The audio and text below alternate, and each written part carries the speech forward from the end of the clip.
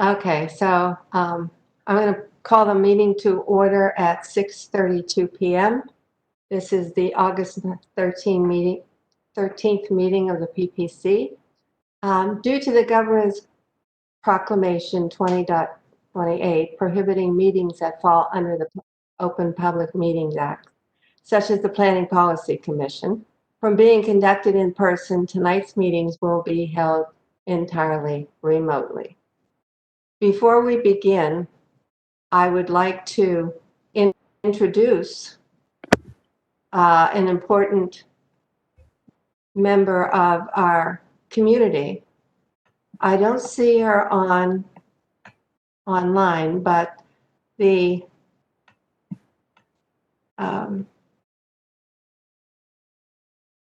council chair, Hunt, would like to make a few words, a few comments, but I don't see her on the. Kristen, do you know if she's coming in? I apologize, I missed that. What was the question? Is Councilman Hunt ready to speak? Is she on the line? I do not see her on the line. I will find out about that. Okay. You're right. I apologize. Yeah, I'll find out. Okay. Okay, so we're going to continue on with the meeting, and there are some guidelines that because it is a Zoom meeting, they have to be upfront and people have to know what they are. So I'm going to read through them. So commissioners, use the chat to indicate a desire to speak by typing question or comment, then wait to be acknowledged. Please do not put any substantive comments in the chat. I don't think that any commissioner is on the phone, but if they were, please press *3 and raise your hand so that we know that you have a comment. For everybody else, well, including the commissioners, please speak clearly and pause frequently. State your name each time before speaking. If you've watched the council meeting lately, you will see that they do announce themselves every time they speak. Mute your microphone when not speaking. And for those joining us by video, your microphone is muted when it is orange. Use the call-in information in the meeting invite to call into the meeting if you are having technical difficulties. Ron?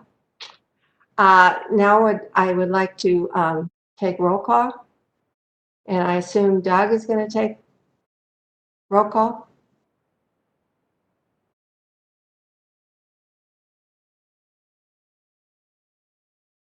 When your name is called, unmute and say here.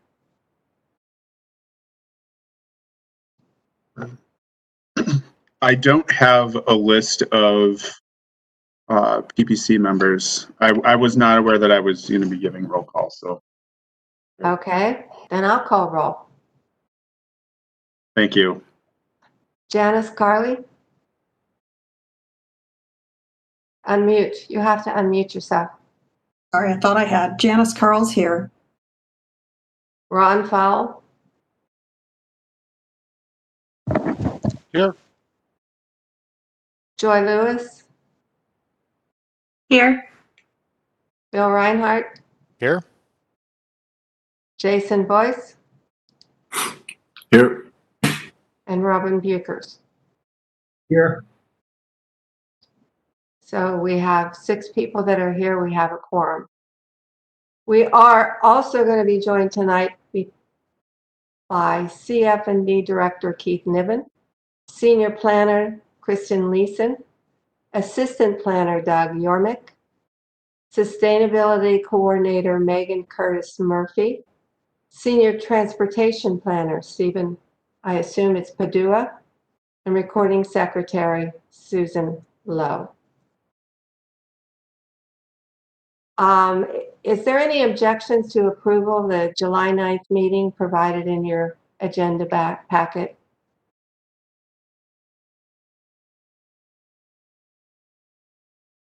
Hearing none, the minutes of July the 9th are approved.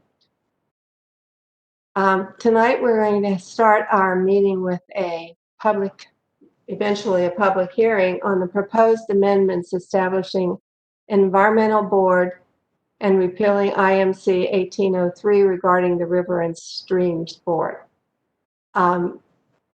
Before we start the I guess we'll start with the staff presentation. So if Sustainability Coordinator Curtis Murphy would like to start the presentation, you have the floor.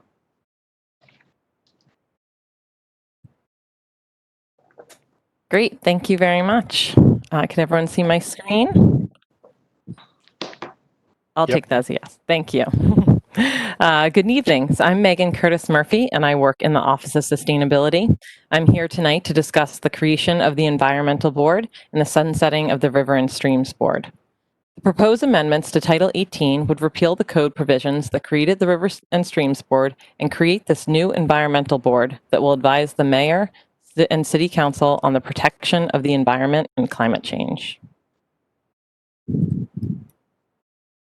I will start this evening by providing some background on the River and Streams Board and then talk about the community engagement we have done for the creation of the Environmental Board thus far. I'll touch on comments we received from City Council at the recent work session and meeting and present the proposal for the Environmental Board. I'll finish with next steps following the hearing or before the hearing this evening.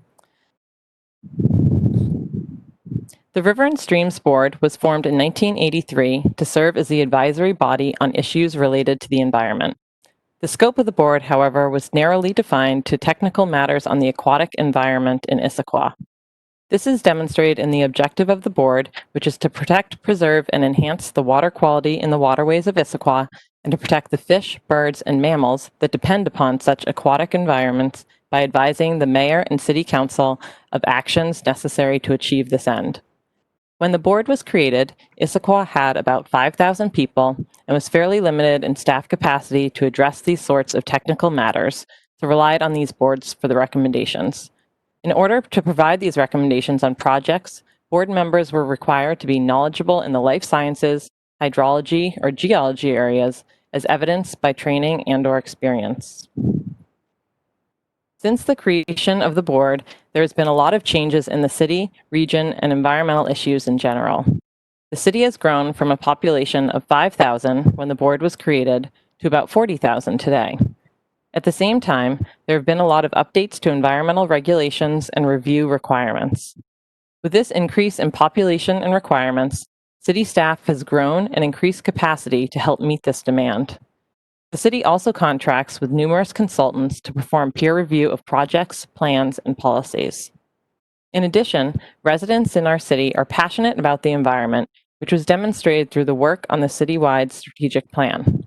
The topic of environmental stewardship have one of the highest levels of engagement in the development of the plan. Lastly, the city itself is addressing a greater variety of environmental topics, including those focusing on the natural environment, but also looking at ways to reduce greenhouse gas emissions and involve the community in creating a more sustainable Issaquah.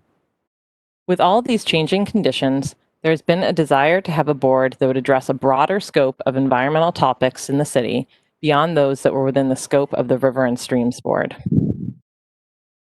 In June, the city had 2 community meetings to discuss the development of the new board. We also released a survey to broaden the engagement around this topic. The feedback we received at these meetings and survey helped shape the proposal that we're discussing today. Before getting into the details of the proposal, I'll share a summary of some of the comments we heard. Overall, the community was very supportive of the creation of a new board. Throughout the discussion and in the survey responses, we heard a lot about how a board should address the overall protection of our environment, as well as discuss climate change issues, including reducing greenhouse gas emissions. We had several youth attend the meeting and participants shared that youth engagement and participation on the board would be key to its success. We also heard from community members that the board should advocate for the environment in the items that it reviews and provides feedback on. Next, we heard it's important to make sure that the voices of this board are heard by the decision makers. In response, the city proposed that the recommendations from the board would be tracked and travel with the items it reviews to ensure that they are considered by the decision makers on the project. There's a lot of discussion about the breadth and depth of this board. Comments range from wanting to keep a similar scope to the Rivers and Streams Board to others who wanted to move away from that level of technical detail in order to incorporate a wider variety of topics. There are also a few areas where the community had concern. The first was around the authority of the board and wanting it to have teeth in the decision-making process. The next is the community's concern with the impact of development on the environment. Some community members want the board to review and comment on projects, whereas others prefer the board focus on reviewing and providing recommendations on overarching policy and regulations. We brought this proposal to the council at the July 14th study session to get input into the creation of the board, and again on August 3rd, where we shared the draft ordinance as an informational update. As we discussed, there was a lot of engagement from the community on the creation of this board, and council believes that having this level of engagement early in the process in reviewing the policies and programs will help improve environmental outcomes in the city. Similar to the community comments, there was a lot of discussion from the council about the best way to approach protection of the environment from development. Overall, there was a preference from council to have the board provide a higher level advisory role on environmental plans and regulations than doing permit review, but also a recognition that we need protections in place. There's discussion on prioritizing and updating the Title 18 Land Use Code so that all projects adhere to environmental standards addressed through code. And the city will be reconvening to start work on that this fall again. There was also discussion about the interim period between River and Streams and the new board. Understanding that we do not have a quorum for River and Streams, that there's a need to provide some oversight on projects now before the code can be updated, the city is proposing a higher level of review by the Development Commission, including discussion of the State Environmental Policy Act, or SEPA analysis at the meeting. Currently, staff include a short blurb in the staff reports indicating SEPA has been completed, and they attach the SEPA decision. The change would be to include more information on the SEPA analysis to facilitate a more detailed discussion on SEPA at the Development Commission meetings. We're continuing discussions with the Community Planning and Development Department to ensure a more robust conversation about the environment occurs at these meetings. We also heard a desire for the recommendations to have substantial weight, which has been included in the duties and responsibilities that we'll review. There are requests for flowcharts to detail the flow of work for the board and also include more details such as on the annual report and the duties and responsibilities, which will be included in the proposal going before the council on September 8th. Moving on to the proposal, I'll start with the title of the board. Through conversations with the community and council, we have proposed calling this the Environmental Board. The objective of the board, as written, is to advise the mayor, city council, and city departments on the plans, policies, regulations, and programs relating to the protection of the environment and climate change. We have heard some comments to strengthen the objective, so we'll be proposing some stronger language for council's next review, similar to what we've seen in some of the written comments for this evening. This slide reflects the board membership that's detailed in the proposed amendment. We tried to capture many of the suggestions discussed through the engagement process. The board will have 9 members and 3 alternates, and 2 of these members will be youth. Although not a requirement for the city board, we propose the majority are residents in Issaquah. We want the board to be diverse in age, ethnicity, professions, and backgrounds. We also want to see a variety of expertise on this board, including representatives from the natural sciences, climate, engineers, sustainability, and environmental policy. We also heard that we want to have community representatives that may not have a professional environmental background, but have shown an interest in the environment, either through training, experience, or actions. And as the board will be covering a range of topics, we want to see a balance in these topics represented through the backgrounds and interests of individuals on the board, including around water, energy, land, climate, and others. This slide is a list of the duties and responsibilities for the Environmental Board, which comes directly from the proposed amendment. The first duty is to provide feedback on city plans, regulations, and codes that impact the natural environment, to ensure alignment with community vision, including, but not limited to, the Shoreline Management Program, Storm and Surface Water Master Plan, and Title 18. Since this is where we envision the board having teeth. They'll be working to shape the laws of the city that will guide the development. We'll also encourage board members to do their own due diligence and follow development projects in the city so they can start to understand the code. They can note issues and be prepared to make improvements to it that will ensure protection of our environment, particularly around the updates to Title 18. This board will issue board statements to track their recommendations throughout the approval process. The recommendations will be noted to have substantial weight for the decision makers. Directions for these statements will be that they should be given full and careful consideration in the decision-making process. The next one is to review research and best practices to advise on environmental policies and ordinances for the city.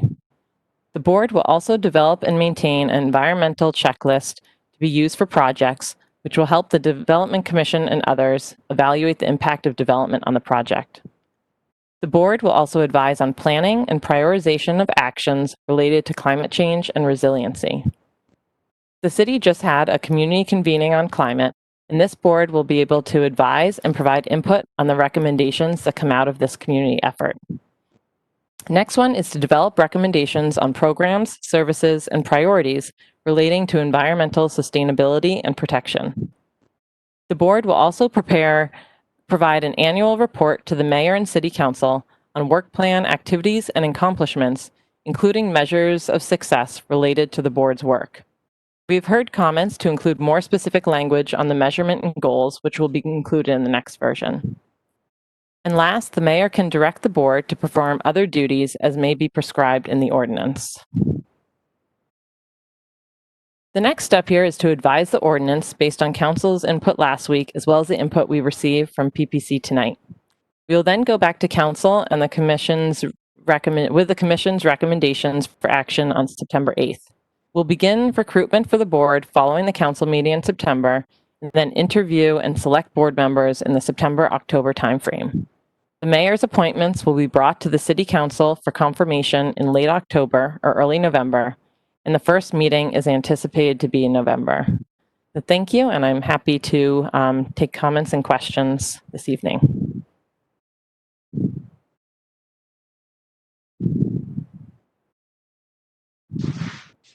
I don't see any questions or I have a question. Commissioner Reinhardt has a question. Yes, this is Commissioner Bill Reinhardt. So when we speak about climate change, this could cover multiple committees. Is it the intention to create a new layer of some sort of approval between the existing committees and City Council? How does the new Climate Change Committee plan to interact with all the existing committees to provide recommendations to City Council? Great question. I think that issues around climate will be one of the things the board will be addressing.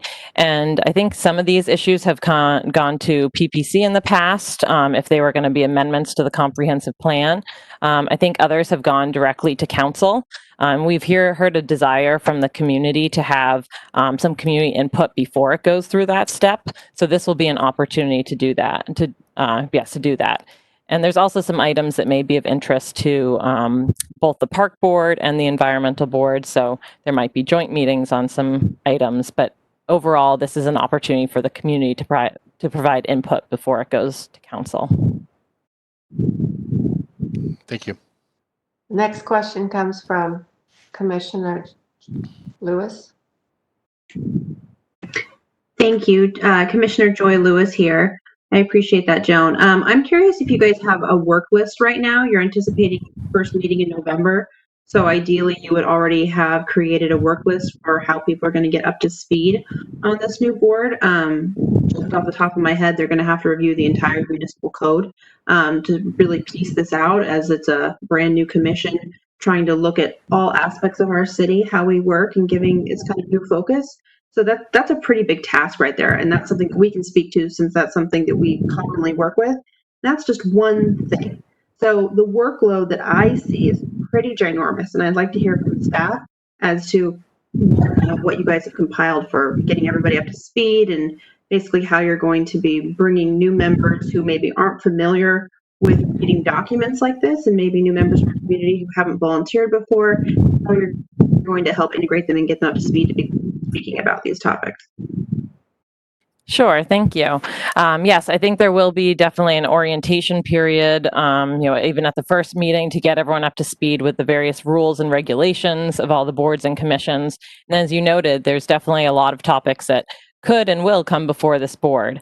So, some of the early ones I think could be the storm and surface water master plan, as that's something that's being in process to be updated now. The city also recently had the climate convening, so we're going to be developing a list of recommendations that this board can provide input on. So those sorts of items, board members will be given, in background information and staff reports and presentations, so they can provide detailed, or they can provide their feedback on it. For other items that you're mentioning about, such as reviewing Title 18, I think that will have to come in pieces. That's something that the city's been working on for a while, and due to COVID-19, it hasn't been, it was put on hold for a time being. But as the board will be starting to review those, I think we will want to provide kind of some extra technical background as we go into that. And also asking the board members themselves who will have interest in these to do some of their own due diligence, but also really wanting to provide the information they'll need in order to make informed recommendations.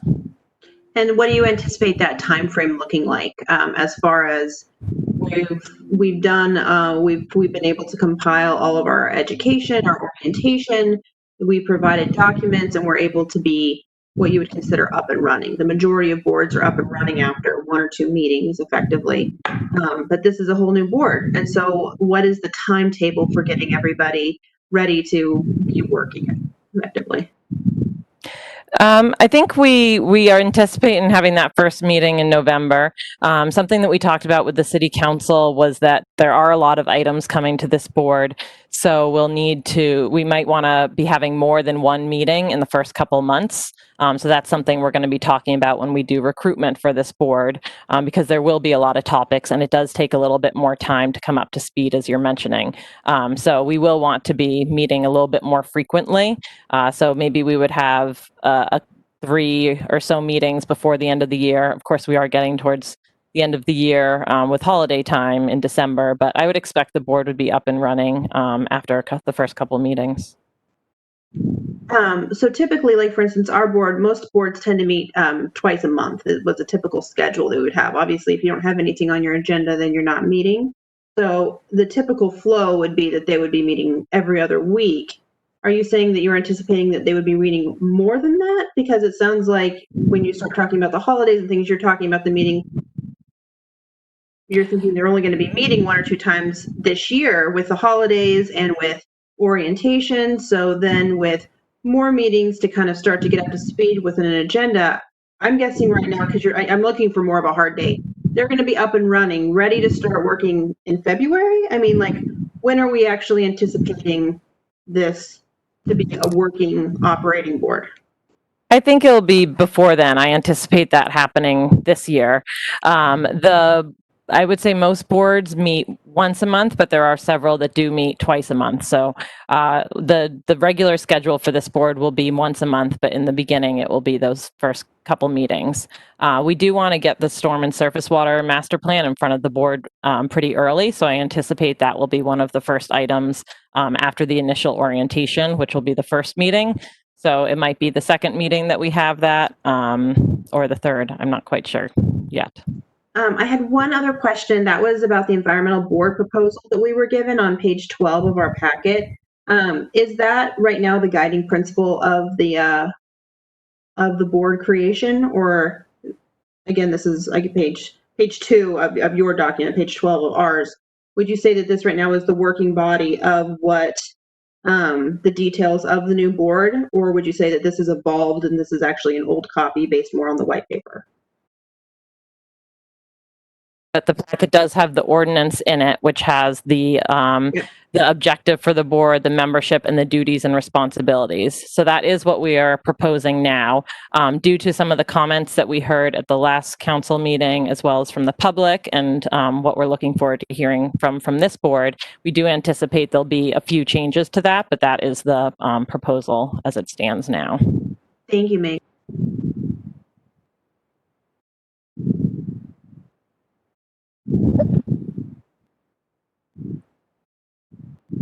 Joan, you're on mute. I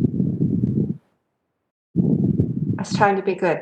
I see that Wally is on this call, and I know that he made some comments about what was going to happen in the meantime between now and when the new commission is up and running.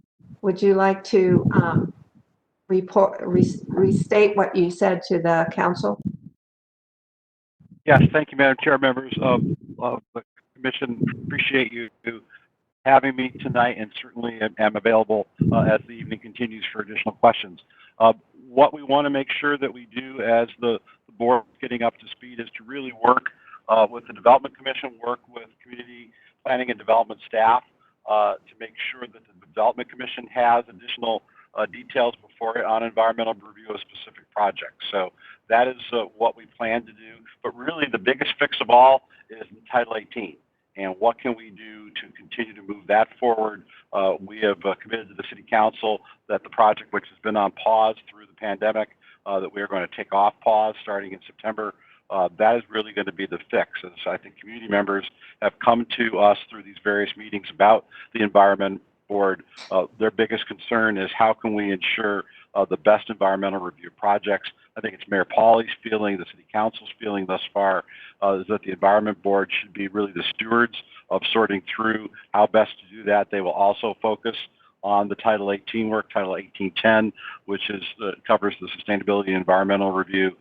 They will focus on that. So again, the purpose of the board is shifting from what the Rivers and Streams group did. The teeth that we want to make sure this new Environment Board has is to make sure that the policies, procedures, the laws in the city of Issaquah that are used by the Development Commission, by planning policy, by city staff are adequate and necessary to give appropriate environmental review to projects moving forward. So you had mentioned that there were 4 or 5 construction projects that needed to be reviewed before the commission was up and running. How are you going to handle those? My understanding is the number is not that large, and I know Keith Niven is on the call, and perhaps he can speak to it. I think we were looking at 1 or 2, and we would move forward with that. Mr. Niven, can you confirm that?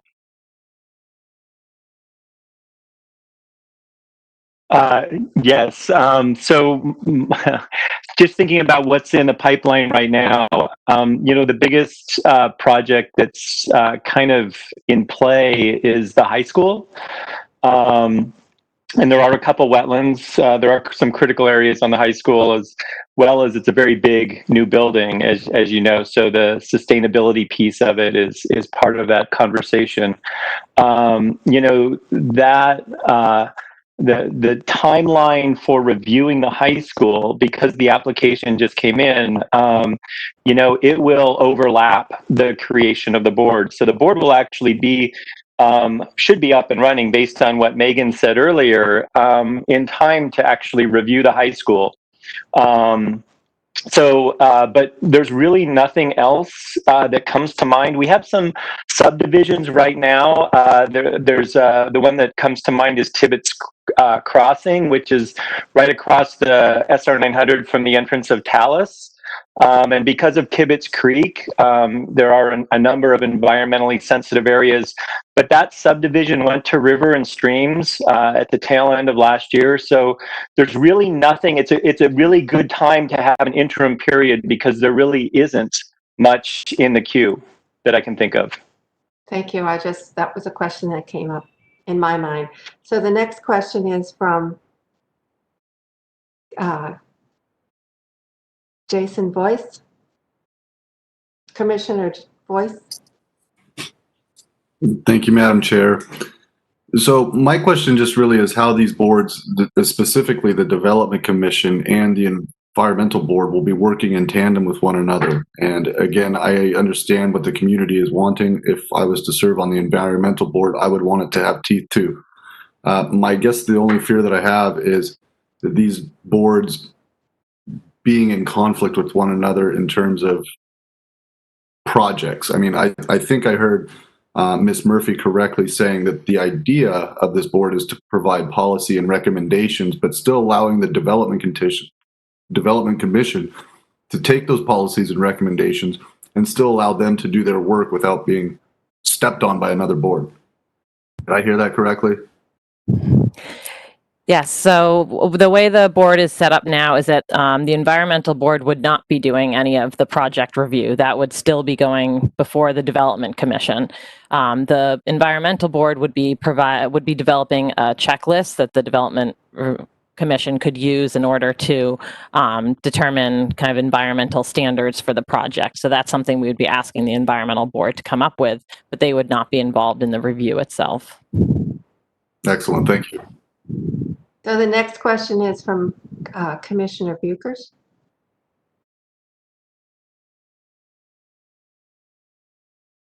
Yeah, it's Robin Buchers. Megan, I'm looking at the it's Appendix C of the package that I received, which is the summary of sample boards and commissions, and focusing on the river and streams board. My question to you follows on actually from a couple of comments and the general tenor of the public comments that I received anyway.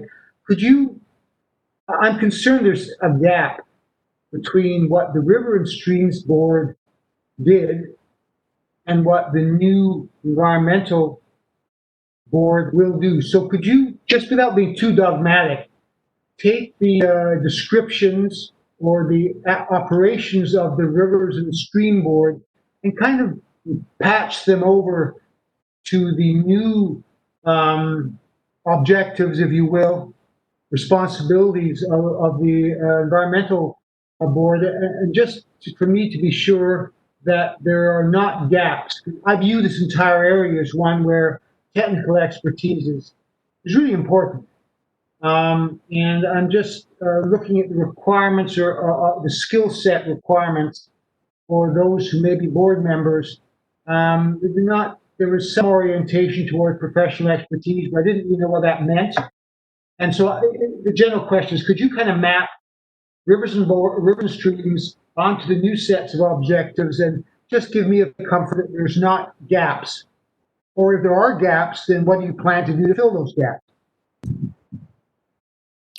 Sure, I will try my best to answer, and you can add clarifying questions if you have them.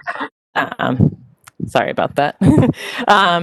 So with the Rivers and Streams Board, I think that there will be several things that both boards and commissions would have been reviewing, such as the Storm and Surface Water Master Plan would be one, the Shoreline Management Plan. Title 18 beforehand was going to be going before the Rivers and Streams Board, and that would now be going before the Environmental Board. So several of those planning documents and policies related to waterways will be covered by both boards. I think there's several new items that would be covered just by the Environmental Board, those related to climate, those related to more general sustainability, recycling and composting activities. So it opens up the scope of the board quite a bit more. So one of the things that it does not have as much is that technical level of review, so the project review. So with the Rivers and Streams Board, we're asking members to be hydrologists, geologists, kind of have that technical background as a requirement in order to review those projects. With this new board, we do not have that. So we are opening it up to people more interested in the environment who want to provide input and feedback on these types of items that would be going before it. Also having 2 youth members, so having them also be voting members and being able to provide that feedback. So I think there's some less technical details, but there are several items that both boards would be reviewing. Okay, then, so I just run through, for example, shoreline management, enhancement and preservation of streams, lakes, wetlands, drainage areas, etc. I know from my own experience in the development business that that second one, preservation of streams, etc., involves also technical analysis. So what I've got from you, please correct me, is that those technical aspects that the Rivers and Streams Board did, some may fall by the wayside. And is that correct? And if so, I take it that the city staff will pick that technical expertise up, or are you not concerned? I would say that since Rivers and Streams was created, the city does have a higher level of review of those types of projects, including having it done some peer review of those sorts of projects.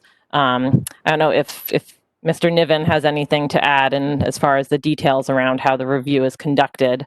But there is that technical level of review at the staff and consultant level, so we would not be asking that of this board specifically. Good evening, Planning Commission. Again, Keith Niven, Director of Community Planning and Development. So to answer the commissioner's questions, the city has migrated away from using volunteers for technical expertise for quite some time. We use consultants, wetland consultants, geotechnical consultants, shoreline consultants, whatever the critical area is that might be part of a development proposal. If we don't have the technical expertise within our city department, we hire professionals to provide us with that information. What River and Streams really kind of evolved into over the past few years is really more of a community voice on environmental issues. The city staff and the technical experts that had already reviewed the plan against the codes, that piece of the puzzle is still going to be done. It's going to be done in the same way, after the environmental board is created. So there really isn't a technical piece that's being lost because, we're basically using professional consultants who are qualified to do those reviews on behalf of the city. So I think I hope that answers your question. It does, and thank you very much. So I just follow up with the second question, which is totally different. I view the environmental issues as something that crosses borders, that's not defined by boundaries, be they Issaquah, Sammamish, Bellevue, whatever. So is there an express ambition to have this environmental board be, in some sense, reaching out to other boards in adjacent cities, in Seattle, whatever, so that some of these issues can be dealt with on a more holistic basis than just Issaquah specific? Because I just don't, well, that's my comment, I just don't think these kind of issues recognize boundaries. Yes, that's an excellent point. I think that is very true with the waterways running through the city. It's very true with emissions related to climate change. So I'd say both the city staff is involved in a lot of different working groups across regional boundaries, whether it's the Kokanee working group that some staff in Public Works Engineering is working on. I'm involved in the King County Cities Climate Collaboration with several of the cities in the area. So I think a lot of the pieces that will be coming before the board has already been through some staff work in order to get to the place where we need the community input. And a lot of that work is being done in consultation with other cities and some of these regional working groups. So I think the power of it is even greater because we're able to work with so many different other cities on the same sorts of issues. Thank you very much.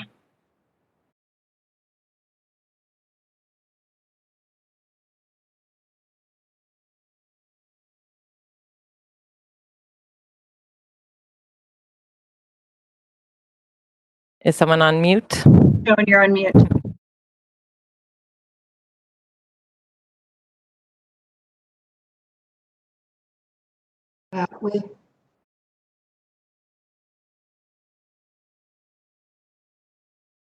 I'm going to come back to him and go to the next question to Commissioner Carley. Thank you, Joan. This is Janice Carl. I want to go back to one of the issues of the transition period. Seems to me, from what I understand, and I'm not an expert on the process, but that the Rivers and Stream Commission has been providing some level of project review, and there's some concern about that not being addressed adequately, although I understand from Mr. Niven's comments that we don't have a lot of projects in the queue at the moment, but at some point that may become timely. And the critical tool that's going to be developed is this environmental checklist, as I understand it. I wanted to understand where in the scope of getting the new board, the environmental board, up to speed, this particular piece of work would be slated in the agenda, as it seems fairly time sensitive. This is something we've started working with community planning and development on to start talking about and scoping now, so that it will be something that we can present to the board early on. I don't have a date yet, in order to get their feedback. So I don't think the board will need to develop it from scratch, but it can be something that staff is working on now in order to bring to the board so we can get it in place as soon as possible. Okay, thank you. I need to verify that we have answered these questions. So was there another question from Commissioner Lewis? Hi, Joy Lewis here. Thanks, Joan. I did have a question. There was a mention before, Commissioner Boyce mentioned, us all wanting this new commission to have some teeth to it. And I had a question about the language that was used. I think it specifically says a substantial weight by the decision maker, which is council. And I'm curious what board isn't given substantial weight. I was a little surprised to see that language. I'm also found it to not have the teeth that I think you guys are thinking that it has. And it kind of implied to me that maybe Rivers and Streams didn't get substantial weight. Maybe we aren't. I mean, the whole point is that we're advising and consent, to giving the best of our ability and our opinion to council, and they are the decision makers. I'm not seeing some teeth, and I'm hoping you can kind of elaborate and maybe take a little input that maybe substantial weight kind of isn't maybe the language that's ideal for this document. Yeah, so I think there's two pieces here. On the substantial weight, that is something we had talked about with the community in the community conversations that we had in June, with them wanting to make sure that the recommendations of the board, they did feel that the River and Stream recommendations, sometimes they weren't always taken. So we did want to provide some additional thought around that, and something that I believe it came from council, or it might have been the community, about wanting it to have substantial weight specifically. So that was a request that we wanted to include. So with that, when we have the board's recommendations, we intend to have that as a document going forward with all of these projects, and there'll be specific directions wanting these projects to have full consideration. I think that that's important for a lot of the board. The different boards do have their recommendations that go before other areas. So I think that could be talked about in other ways as well. But that's something we specifically wanted to include in the development of this board. For the teeth, I think one way that we're thinking about this board really having some teeth is that in reviewing the city's regulations and codes, specifically with Title 18, those are really the laws that are going to be governing development moving forward. So this board is going to have direct input in saying what those are. So that's where we're seeing this board have those teeth.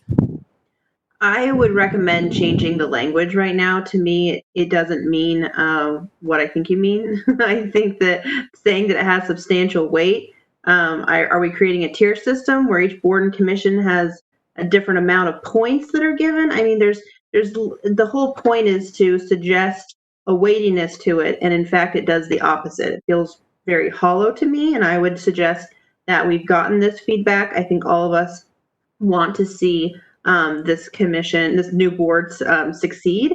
And so finding another way to say, what is this accountability? Is there a checklist that we're going to put to staff and say, hey, have you met these expectations by the community? I think there's a lot of different ways to say, are we succeeding? And is this board being heard? But just putting in that language to me doesn't necessarily feel like teeth, and it doesn't sound like there's more language coming to suggest that they have some sort of quasi judicial backing behind them, and so I find this language to I have issue with it. I guess can leave it at that.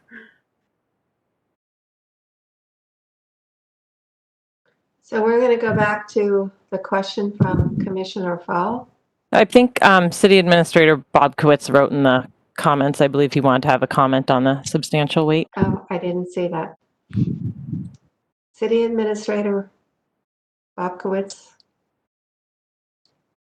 Yes, thank you, Madam Chair. And I am new to your group, and I appreciate your indulgence to let me pop in with comments as appropriate. We went actually to the Issaquah City Attorney, Jim Haney, with this discussion about teeth. We keep referring to that, and that is something that has come from the community. And we asked the city attorney, what can we do to add to this ordinance to help with that? And he shared with us language that appears in other municipal codes throughout Washington State where this is a term of art. And so we included the substantial weight at his recommendation to make it very clear legislatively in the Issaquah Municipal Code that the words from this board or commission has weight. Again, the boards and commissions we have in Issaquah are all very different.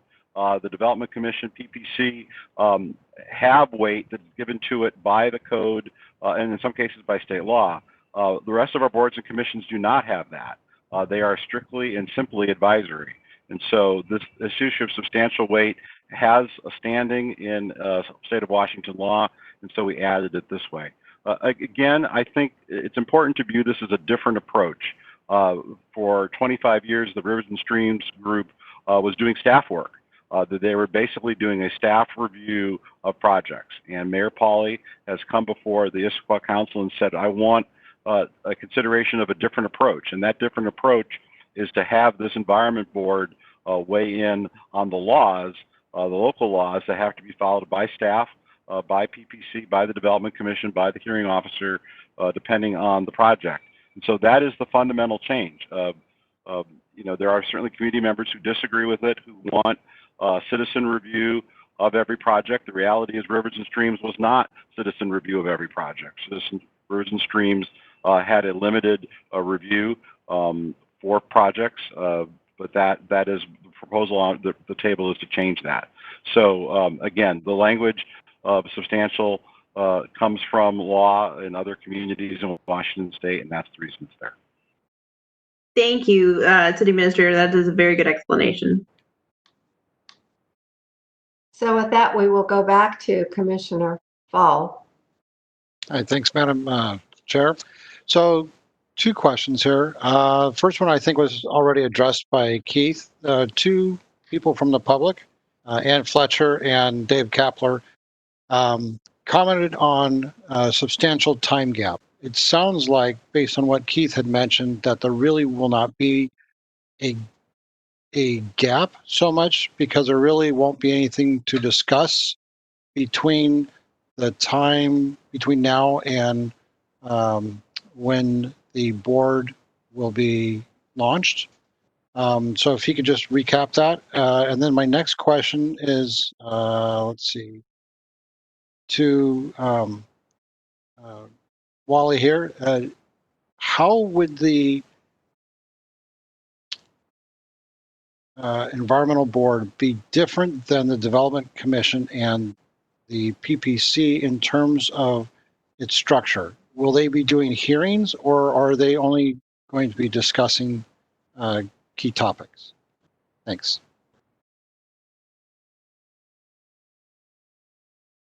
So Commissioner Fall, to recap, this is Keith Niven again, Director of Community Planning and Development. Sorry. To recap, I don't really envision there being a gap. I think what you've heard, so part of it is going to depend on what ultimately the council adopts. What's being recommended is that the work that was happening at River and streams be immediately shifted to Development Commission.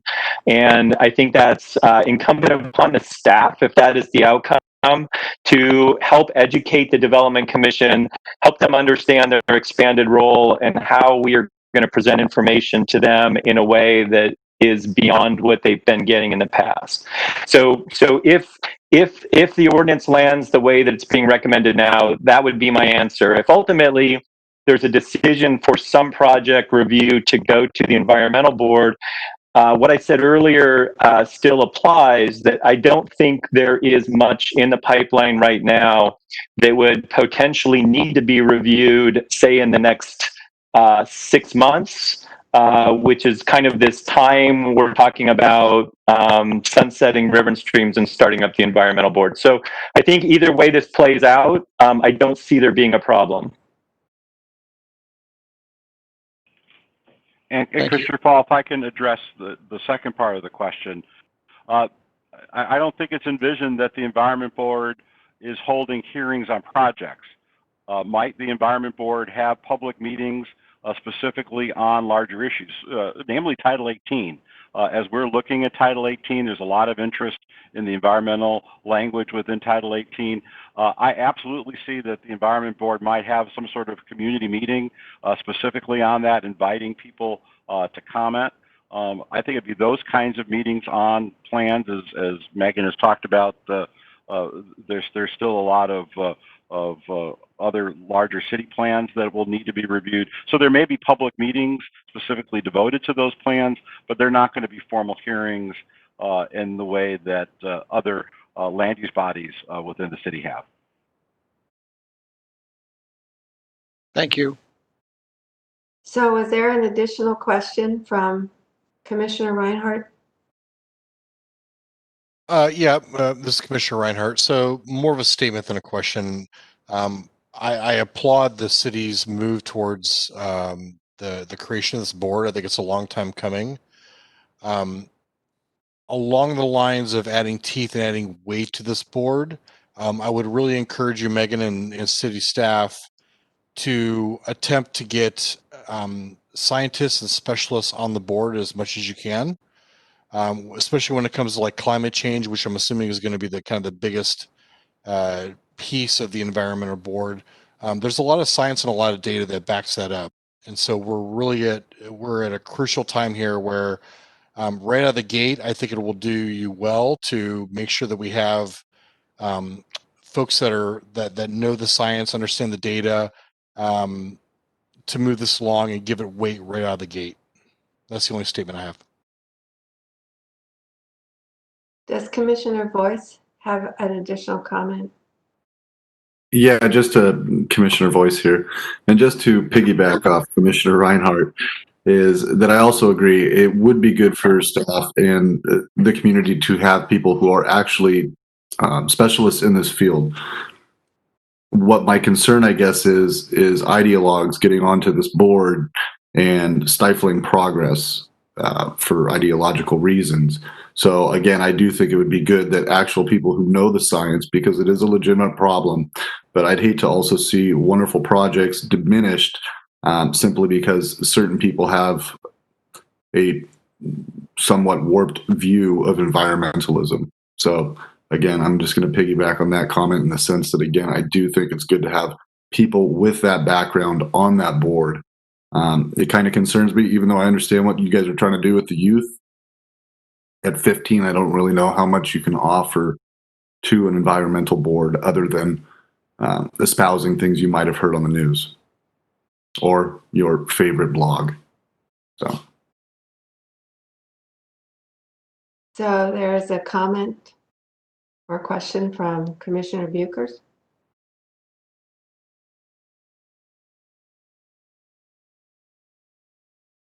I'd like to add to my question, my initial question to Megan, and side comment, concern about professional expertise and not understanding what that meant, to reinforce what Commissioner Voice just said and Commissioner Reinhardt, that more, perhaps if we can, more precise wording, or at least an understanding, great emphasis on technical expertise be introduced into the selection of the board members. Secondly, a question.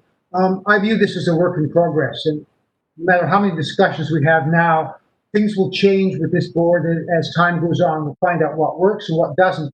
So in developing or presenting or accepting an ordinance like this, are there legal impediments to making changes as we go forward? Or is it relatively easy to say, okay, this was the initial idea, this doesn't quite work, we want to change the responsibilities, et cetera, et cetera. How easy is that to do within the context of our discussion here?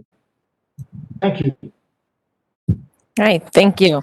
I think that it would be similar to the process that we're going through today. I imagine that would be a conversation with the board about it. And then if there was a need to have a change in duties, then that would be a change to the code. So it would be something that both PPC and council would need to review and approve in order for that to go forward. And also to comment on the professional expertise, I appreciate those comments. In the ordinance, we do try to detail several of those different backgrounds that we do want on the board, scientists, engineers. So we definitely do want that level of expertise on the board. We do have the 2 youth positions, which I think will bring a lot of good value to those conversations and have different perspective and background. And then we did want to have a few positions that are also open to community members who may have less expertise but are really interested in the issue, because as we've heard at a lot of the community meetings, there's a lot of interest and engagement in the board. So I'm hoping to have a really well-rounded group of people with both those more technical expertise and more interest.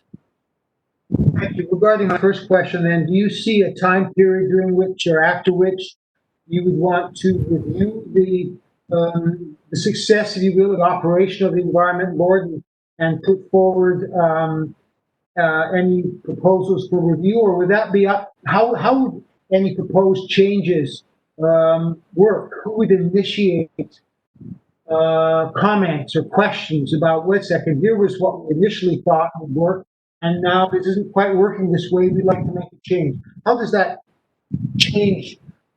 How does that happen? Who leads the change? Assuming there might be one, and maybe everything's perfect that we're discussing, I don't know. But my point is, we don't know. Thank you. Commissioner, let me take, it's Wally Bobkowitz, the city administrator. Let me take a crack at that. The city council in its discussions on this change have been very interested in measurement of what success or not success this board is having. And so we are looking at the regular reporting back to the city council and to Mayor Pauley. Mayor Pauley, when she hired me to be the city administrator now almost a year ago, this was really the top of her list. The frustration that she felt on the Development Commission, the frustration of many community members that we really weren't doing this right. So this is something that she's very keen on. The city council as a whole is very keen on. So I suspect there's going to be a lot of discussion. And so the direct answer to your question is I think the city council will be the ones that would initiate any changes based on the feedback that they're getting from the community, that they're getting from other development partners, not only PPC, but the Development Commission, other folks that are very keenly involved in this. But I think the city council and Mayor Pauley will take the lead on any changes. Thank you. Are there any other questions from the commissioners? I know that during this discussion, there were several suggestions that came up, so I'm hoping that our secretary has put them all into the minutes, and that those particular comments will eventually be presented to City Council on the 8th, so that whether we adopt or we recommend this to go forward or not, I think those comments should be incorporated into the City Council meeting on the 8th. If I'm hearing no questions from the commissioners, I'm going to open the public hearing at 7:32. Before we actually start calling anybody who has signed up or would like to speak, I'd just like to make a comment that I appreciate Commissioner Files bringing up that we have received written comments, and normally we don't make a attempt to discuss them. We just say that we read them, and sometimes we incorporate them into our discussion, and sometimes we don't. So from now on, I would like to be able to say, if we get a written ideas before the meeting, that we have one of the commissioners update us on what exactly has gone through on those opinions that were submitted. So I know the city council does that, and I really appreciate the fact that they are so concerned with their citizens and their interests that we should be doing the same thing. So from now on, I would like to be able to do that. And I was going to do that now, but I see that I have received three comments, and two of the people that have made the comment, I think, are planning to make public comment tonight. So I'm not going to go into them unless they do not cover the issues that were brought up. So I assume Doug is going to be the one to tell us who's on the who want to make public comment, but I do want to remind them that to unmute your microphone, *6. If it's on your phone, state your name, address, relationship to the city, speak clearly and pause frequently, limit your comments to 5 minutes, and then remute your microphone when done. If you do not respond after your name or phone number is called, or your connection is lost, the meeting will need to proceed. So we encourage you to try to fix the connection and come back to us. And for those who have joined us tonight and would like to speak but did not sign up in advance, please press *3 on your phone. We will call the first 6 digits of your phone number when it is your turn to make comments. So with that, has anybody signed up to speak? Thank you for that. Yes, we had 2 residents sign up to speak, and the first person up to speak is Connie Marsh. Hi, I'm Connie Marsh, and I live up on Squawk Mountain. And so I'm a little chagrined by the conversation that is being had. As most of you know, I've spent years and years of my life working to protect the environment in the city. And so I'm going to tell you a couple of things that I think aren't understood. River and Streams Board did not just do development projects.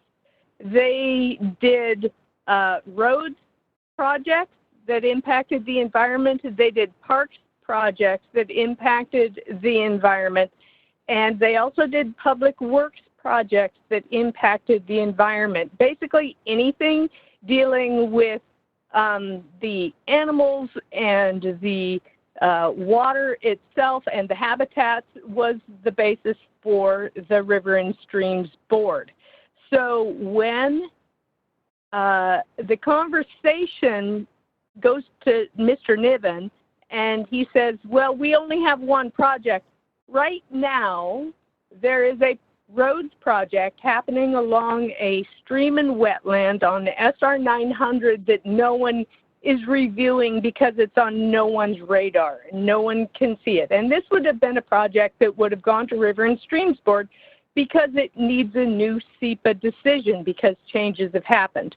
And what the River and Streams Board did is it helped staff to get more for the environment because as developers talk to the city over and over and over again, they want, but the community value is environmental protection. And the River and Streams Board added a balance where the city could actually ask for more and try to preserve and maintain some of the glorious nature that we have in our town. So our current code is ancient and really horrifying, and there's a lot of judgment calls that are made. And without any counterbalance for these decisions, we are going to have an eroding environment during the time period that we have before we get a new and better code. So while you talk about there's only one project, there may be only one large development project that goes to Development Commission. Now remember, Development Commission does not get single-family houses that are on the lake or on the stream. They don't get parks projects that, say, might be building a project along Issaquah Creek. And so I fail to see how we are getting the same environmental protection that we had with River and Streams Board as that voice. So I vehemently disagree with what you're discussing. For the interim, I don't think I have a problem long term, but just till we get code. And Development Commission is not going to be looking at any of that. So who is, right? And then when it comes to making a decision tonight, what I saw is they're asking you to have a public hearing and push forward something that is unformed. And that would be like saying, well, you know, we want to do the comprehensive plan, but we are actually going to put the language in later. So we want you to approve this, even though we know the language is going to change, and you may not agree with that language, but we're going to push that language that we wrote without community review onto council. And I don't think that's appropriate. I think that is the opposite of giving the Planning Policy Commission the due weight that they deserve. I think that is the opposite of getting the community engaged in decision making. This is going to be Christmas time, right? There is no harm in taking this and getting the new language that they expect to put in this ordinance and coming back to you with the actual language, not that, well, but this and this and this are going to change. So Ann Fletcher wrote a great letter, and I hope that you all listen and try to incorporate some of her information into any motion that you put on the floor. But really, what I want you to do is I want you to say, you know what, we need to see the actual language so that we understand what you are really presenting, because we're only getting half of what you're saying. Thank you very much. Is there anybody else signed up to speak? Yes, Ann Fletcher is next.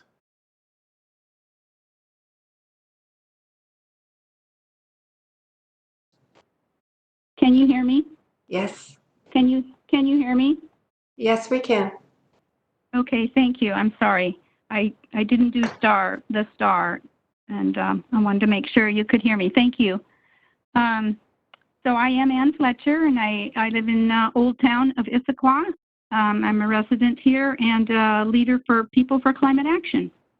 I just want to thank you for this opportunity, and from my own experience on other organizations with policy-based governance, I really appreciate what you're doing, and I appreciate the time that you took to look at everything and the questions that you asked tonight, because I learned a lot. The community really is excited about the establishment of this new board, and it wants it to succeed. And so I have followed and participated in a lot in the public hearings and the council meetings, and talked with each city council member and the mayor and community members about what is really essential in this proposal to ensure that this board is an effective part of the city structures and codes towards environmental stewardship.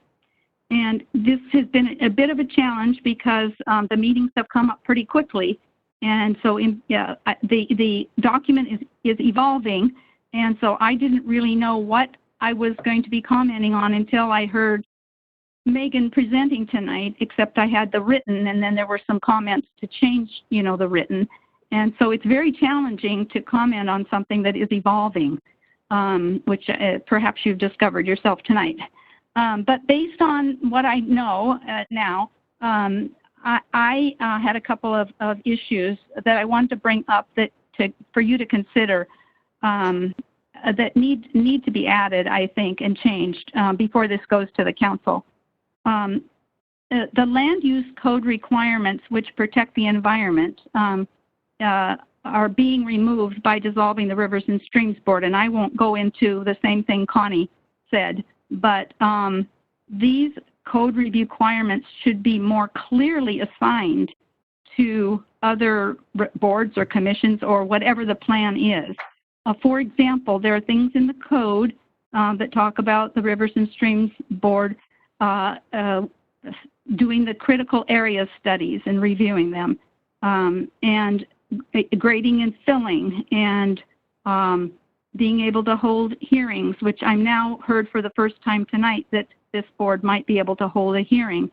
And even environmental impact statements, that is in code, and those would all be removed. And they are things that I have not seen an answer to who would do all those. So the community needs additional information about how environmental review of projects will be effectively implemented. For example, how many projects, there are many projects that the Development Commission does not review, as Connie alluded to. How do they get a solid environmental review? Especially, we need some sort of a plan, probably for a year. To me, the gap is not a few months, it's a year until the Title 18 Land Use Code is revised. And it's a pretty long gap. So that's the first point. My second point is that the review duties of the Environmental Board, the things that they're going to be reviewing, should be added to the applicable land use code processes, the level 5 and 6 review, which have flow charts that describe them or illustrate them. I think this needs to be done before the proposed ordinance goes to the City Council, because things are being taken out of the code from the Rivers and Streams, and I think things need to be put into the code, not just the ordinance establishing the board, but how is it going to fit in? And I heard questions from you all. How's it going to fit in with the other related boards? And how's that going to work? Point number 3 is that the environmental checklist for development projects should apply to all projects, public and private, regardless of size. And this tool is really important. I think besides helping to develop and maintain the checklist, the Environmental Board should provide recommendations on its implementation so that it can track and evaluate the checklist's effectiveness as a screening tool. And that should be written right in there so that it's very clear. My fourth point, I don't really have to make if Megan is going to be adding in some language to the objective, that the objective should be to protect the environment and address climate change, as opposed to just advising the board on it, and that the annual report would have measurable goals to measure that. I don't think I have to talk about that, and I believe that's going to be done, and that's wonderful. The language suggestions are in my written comment, and so my conclusion is that when a new environmental board was proposed by the city, it was framed as being an update and an expansion of the Rivers and Streams Board, and I don't think this has yet fully happened. I agree nothing is ever perfect. It's always in process, but I don't think this is ready. It doesn't address the several important Rivers and Streams reviews that I mentioned. It doesn't reference or explain how many of the projects that are not reviewed by the Development Commission will get a good environmental review. And it doesn't state where in the land use code requirements this board review falls and where it fits into the system. So I would ask that that further revisions be made to the proposal and come back and then go to the City Council for final approval. Thank you very much. Thank you. I'm glad that you came to speak, because I was going to go through each one of your bullet points in your letter, and I think you did it much better than me just reading off of your form. Is anybody else signed up to speak? Nobody else is signed up to speak. Is there anybody that is on the phone that would like to speak that has not signed up?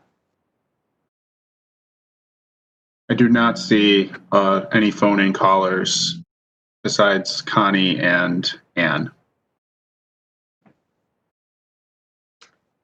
Okay, hearing none, is there any objection to closing the public meeting? Hearing none, the public meeting is closed at 7:48. And I would open it up to further discussion from the commissioners before we, if we decide to make a motion one way or the other.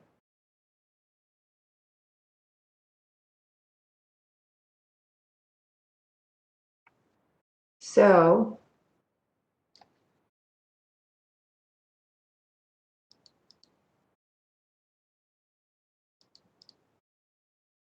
I don't know where we stopped. So, is there a comment from Commissioner Voss, a voice?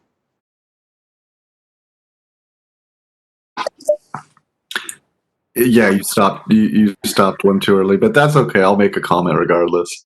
I do believe that both these ladies made excellent points. I am fuzzy on something here, so I myself am looking for more clarification on a couple areas. Again, I don't really understand how these boards overlap because it hasn't really been presented.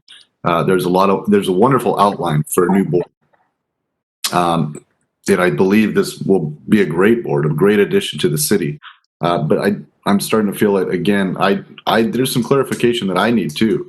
And I don't know if, again, I read through the literature and I still have some of those same concerns. Even if I'm not completely sharing all of the concerns of Miss Marsh or Miss Fletcher, but again, there are a few things that I'm looking for clarification for too. So thank you. Is there a question from Commissioner Lewis? Thank you, Joan. Commissioner Lewis here. I want to thank our community participants so far tonight for their comments also ahead of our meeting and here tonight. I actually have this many comments, I don't know if you guys can see, that I wrote on this document. And I'm curious to see how everybody's feeling because I could talk about this for an hour. I went through point by point for the proposal. I could talk about all 8. We could each go through and talk about each one. If we want to talk about how we want to refine this, how we want to send this to council. But I have a lot of concerns about this. I privately, as a citizen, contacted Megan when I first heard about this and was already up to date on what the work sessions that were going on in the community because we work closely with rivers and streams. It's not uncommon for us to get something very weighty and to say, has Rivers and Streams seen this? And it's a checkpoint for us to say, we don't need to do a deep dive because we know other people have. So I think that what's happening here is that we have 2 separate needs within our community, and I don't appreciate the way that they've been rolled up. Maybe they could be rolled up in a way that makes sense. As I'm seeing it, it doesn't. What I see is that Rivers and Streams needs to be updated. How it was originally created and how it's working now has changed. That makes a lot of sense. To say then that should be rolled up into a very highly needed board about climate change. I don't know that I see that correlation because what I see is right now the city coming to us and saying, let's drop Rivers and Streams, let's take out language without replacing it. And let's create a board that really is going to be pretty high level and it's going to have a lot on its plate. And I'm not seeing a crossover right now as it's presented.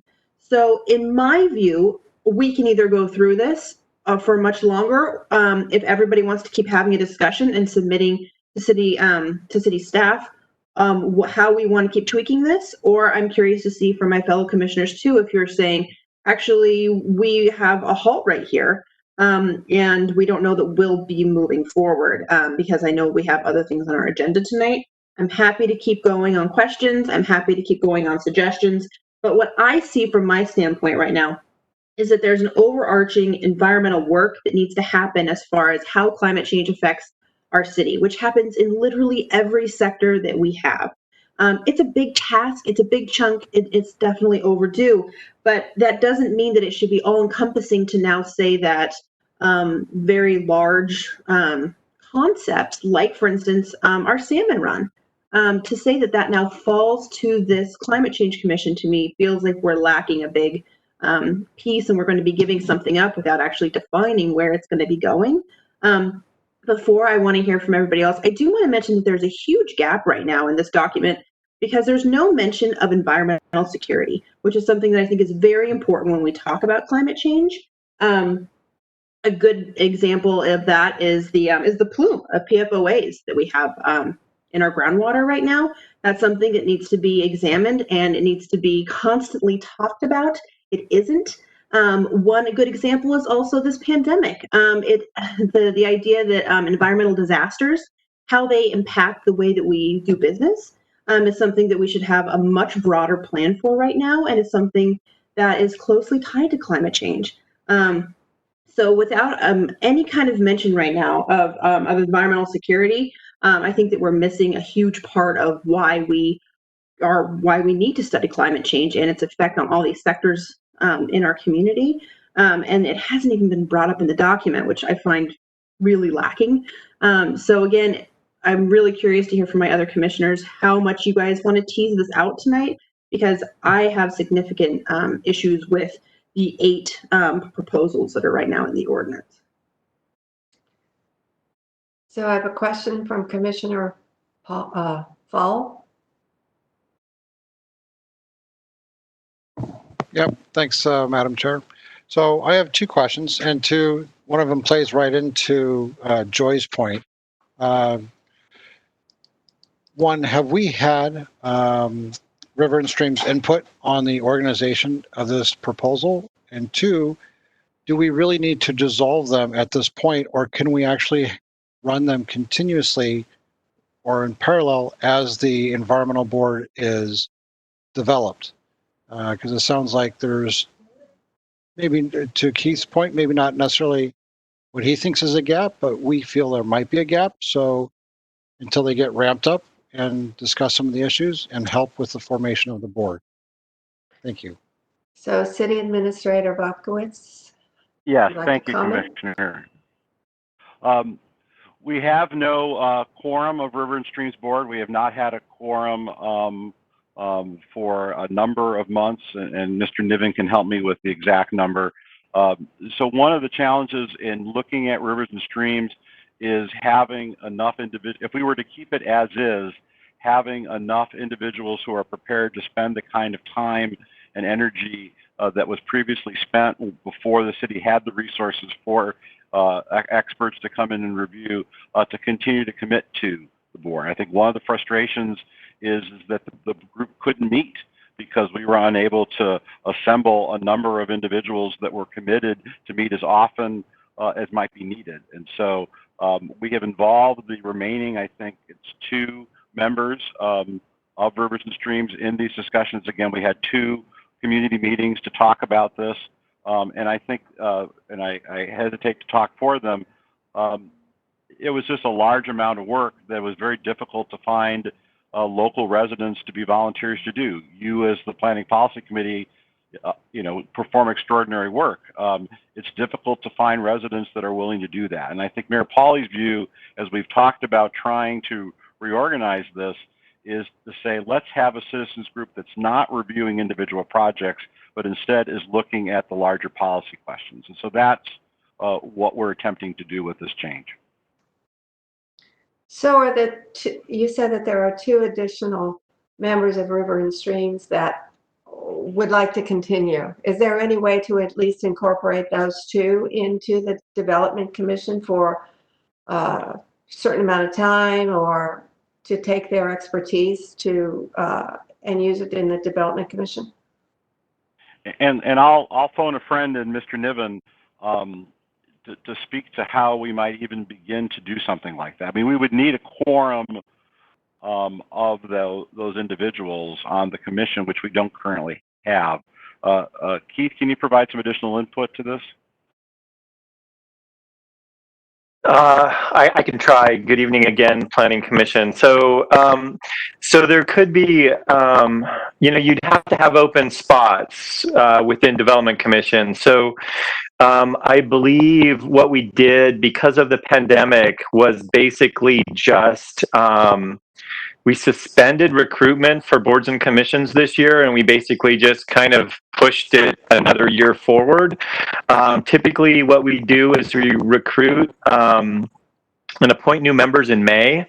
So, if I don't believe we have any vacancies on Development Commission currently, so you could pass a temporary ordinance increasing the number of Development Commission members when you adopt this ordinance for the Environmental Board. So sure, that's possible.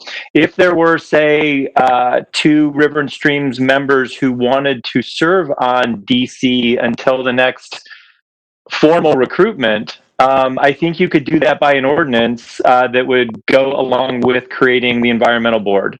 It would just amend that portion of Title 18 that deals with Development Commission. You would just basically create an interim time where maybe instead of 10 members, we have 12 members. Does it have to be, can they just be advisors? Do you have to go and change everything just for them to be advisors to the board?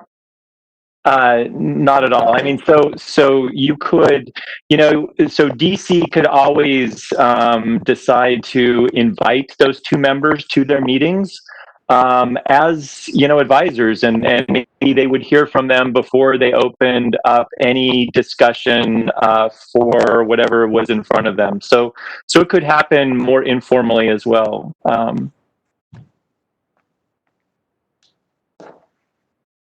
So to Keith, to that point, what about a joint commission? You still need a forum of each participating commission to have a joint commission? Yeah, you can't. I mean, if you were going to call a joint meeting, so the problem is, as the city administrator mentioned, we barely had a quorum for a really long time on River and Streams, and then one of the gentlemen, Rory, basically retired and moved to Montana, and he actually came back for 1 or 2 River and Streams meetings, but then just said, you know what, I can't do this anymore. So we were we'd stretched it about as far as we could, and without kind of opening a new recruitment and making a commitment to continue River and Streams for another year, we're kind of stuck with less than a quorum, as the city administrator mentioned earlier. So I think it would be easy to take their knowledge of what they've done and how they've done it and use it at least as an advisory part in the Development Commission. I think that gap needs help.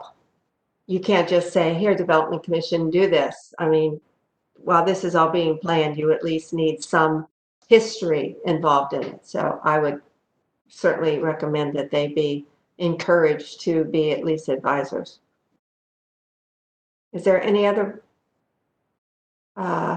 First of all, I think Commissioner Buchers had a comment. Yeah, just Robin Buchers.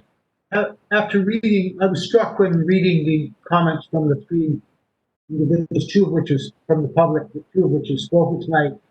I was struck by the thoughtfulness and the precision of their comments, and then listening to some of the explanations coming from the city. The city's view of the role of rivers and creeks seemed to differ from the assessment from, at the very least, Connie Marsh.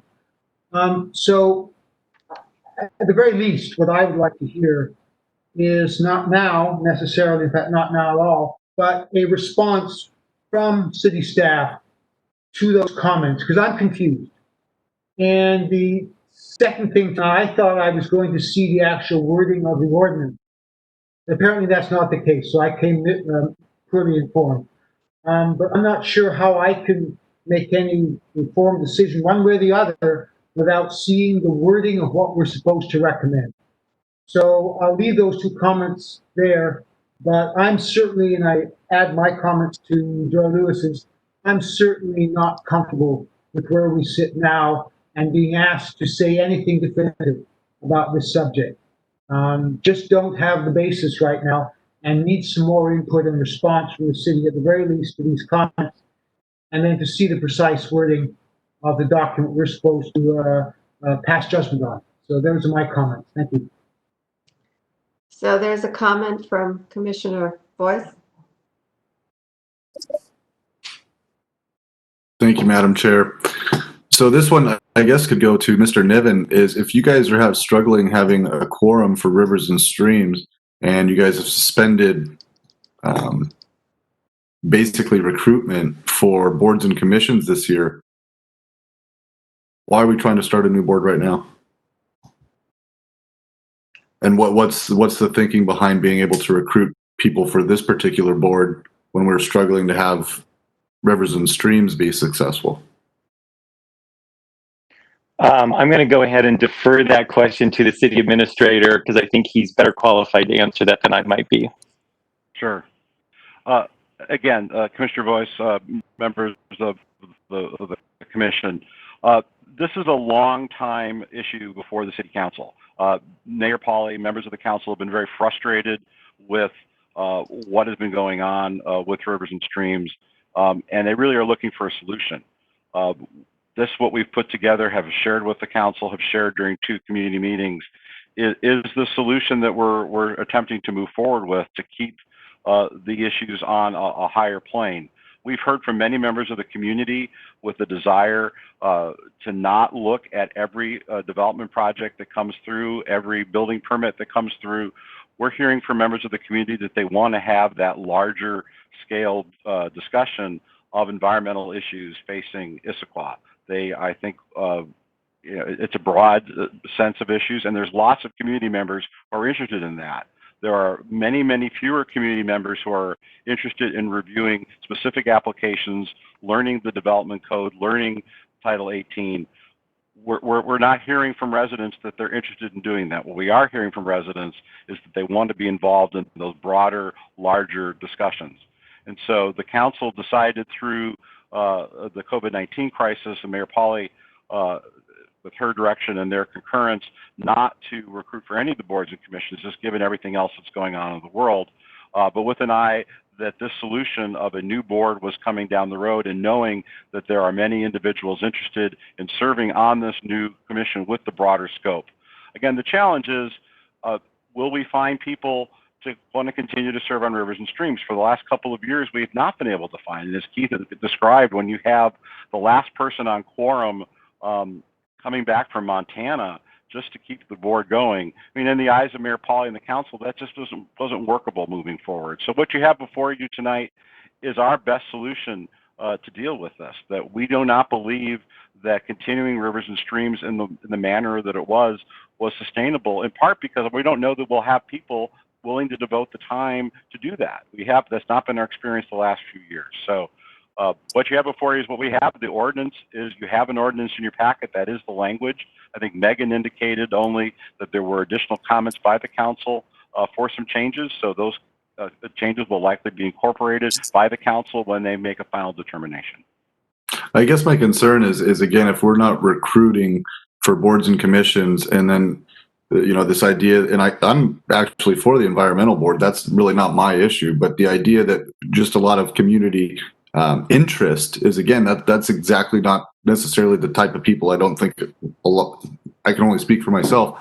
I'd like to see people like in the sciences, again, people that were in rivers and streams. I'm not looking for climate activists to be populating this environmental board that's going to have such overreaching authority in aspects of our community. So, and again, what's being proposed is they won't have that.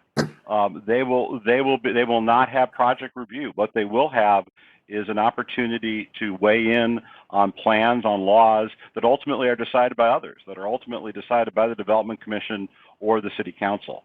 One of the cold hard facts of a job like mine is finding enough citizens to participate in democracy. and to participate in the work that we need to do to continue to move the community forward. Finding those people with technical expertise, as you described, Commissioner Boss, who live within the city of Issaquah, who want to do that work, who want to spend multiple nights a month on that. Those numbers of people are very, very hard to come by, not only in Issaquah, but in all communities. So that's just the real part of our challenge moving forward. There's a comment from Commissioner Carley. Yes, this is Janice Carl. Absolutely. Can you hear me? Yes. Good. Okay. I absolutely appreciate that that it's hard to get folks interested in project level work, and appreciate that the city has grown to the point where that staffing and that expertise is available either in-house or through consultants. However, it sounds to me as though there have been specific projects going through Rivers and Stream for review that are not going to end up on Development Commission's agenda, even if we bring in these two stellar performers from Rivers and Stream to weigh in on them. Those projects would not appear before them. And so I want to know where in the project review flowchart those projects are going to get attention from staff or other resources, so that we make sure that all of those projects that we're getting an environmental evaluation are continuing to do so, even with the diminishment of the removal of Rivers and Streams from the project. Thank you. Which one of you would like to take that question? I think Dr. Niven can speak to the environmental review that projects receive. Let me start, and maybe we'll tag team this one. So I want to be clear, because I think there's been a little bit of confusion with some of the comments that came in, and Commissioner Buchers asked for, I think, a clarification of some of the things that Ms. Marsh had said. So to be clear, River and Streams were not a decision maker. So they did not review applications and make decisions yes or no. What they did is they provided recommendations that were then either considered by the Development Commission or staff or the city council, depending on who the ultimate decision maker was. So they were, as you heard from Ms. Marsh, they were our opportunity to get something beyond what's in code. Well, I think that that's a whole conversation in and of itself on that piece of this. What I would say is there are projects that went to River and Streams, and she's right. They don't go to Development Commission. For example, somebody wanting to do an expansion on the back of their house if they're next to Issaquah Creek, that's not going to go to Development Commission. But there was also something in Ms. Fletcher's letter that said we were taking code away. So the code that regulates what you can and can't do in critical areas is not being changed by getting rid of the River and Streams Board. What the River and Streams Board did was provide another set of eyes and another opinion on some of those projects that were proximate to wetlands and streams. And so if your question, Commissioner Carl, is who's going to do that, it becomes incumbent upon staff and the consultants that we use to evaluate those projects, if they are proximate to those critical areas, on how they might impact those critical areas. If they aren't going to ultimately be something that goes to, say, Development Commission down the road. So again, this is Janice Carl. So it sounds as though we'll also be relying on members of our community to also step up on those specific projects that are of interest to them in their local neighborhoods or across the city. Absolutely. I mean, that's one of the reasons why, the city has an active projects map to show what things are being built and developed around town. We try to engage with our community as much as possible on hearing impacts. And just as a side, all of those projects that are within or adjacent to critical areas, even a road project, assuming 99% of them have to go through a SEPA review, Right. and that review has a public comment period. It has a posting requirement, and then there's also an appeal opportunity if somebody doesn't like what ultimately the staff and or the consultants have recommended. So there's definitely a legitimate process that is public for those type of things as well. Thank you very much. That was helpful. There's a comment from Commissioner Lewis.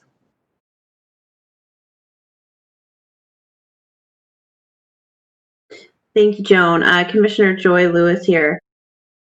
I'm hearing that Rivers and Streams, as it was originally created, wasn't working for us anymore. I'm hearing that the technical reviews that that there was a roles and responsibilities is now covered with other resources. What I'm hearing is that there's a huge commitment from the community for not only this entire area of interest, but also for the creation of this new climate change oriented board.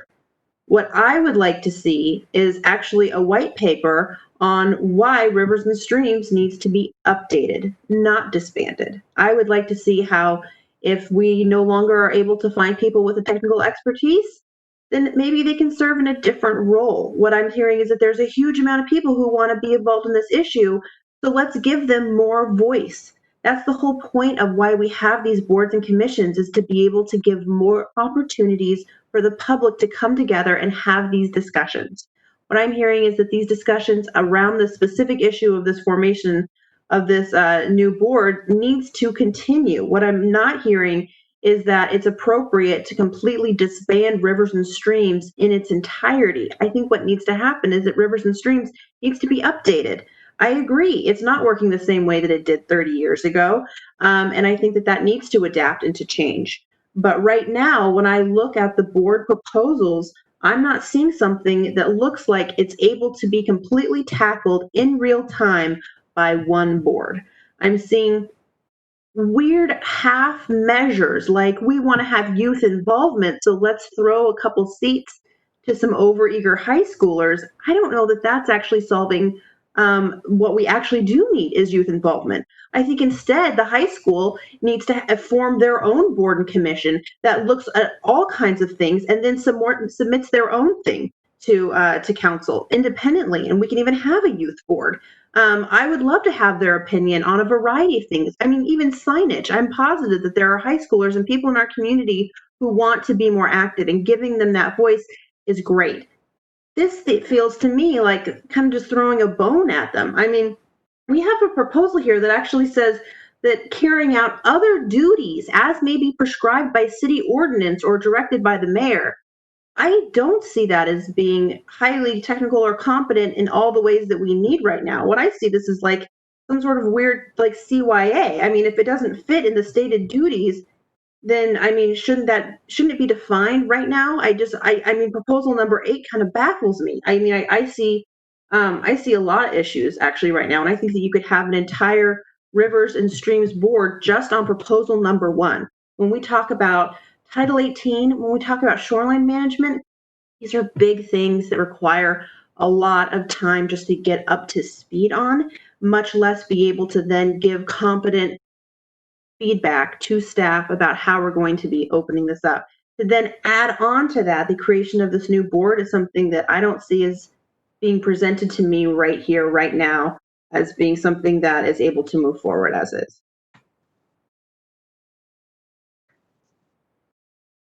There's a comment from Commissioner Fall. Thanks, Madam Chair. I'll make this really quick. So when I went through junior college, my original major was actually in environmental protection when I went to San Jose State. One of the things I was also part of was the outdoor club, and we tried to put together an environmental club. So looking at the high school, we want to put youth on there. What if we assign a club like the environmental club? which would be maybe students with chemistry background and biology background, and let them have a team voice on a commission. That would be a great way to involve the high school. But outside of that, I'm also I agree with Joy's comments, and I don't know that we are actually ready to make a decision tonight on the proposal that's in front of us. Thank you. Does anybody else want to make a comment? Okay, do we have a motion to approve? Do we have a motion to continue? What is the feeling of the commission?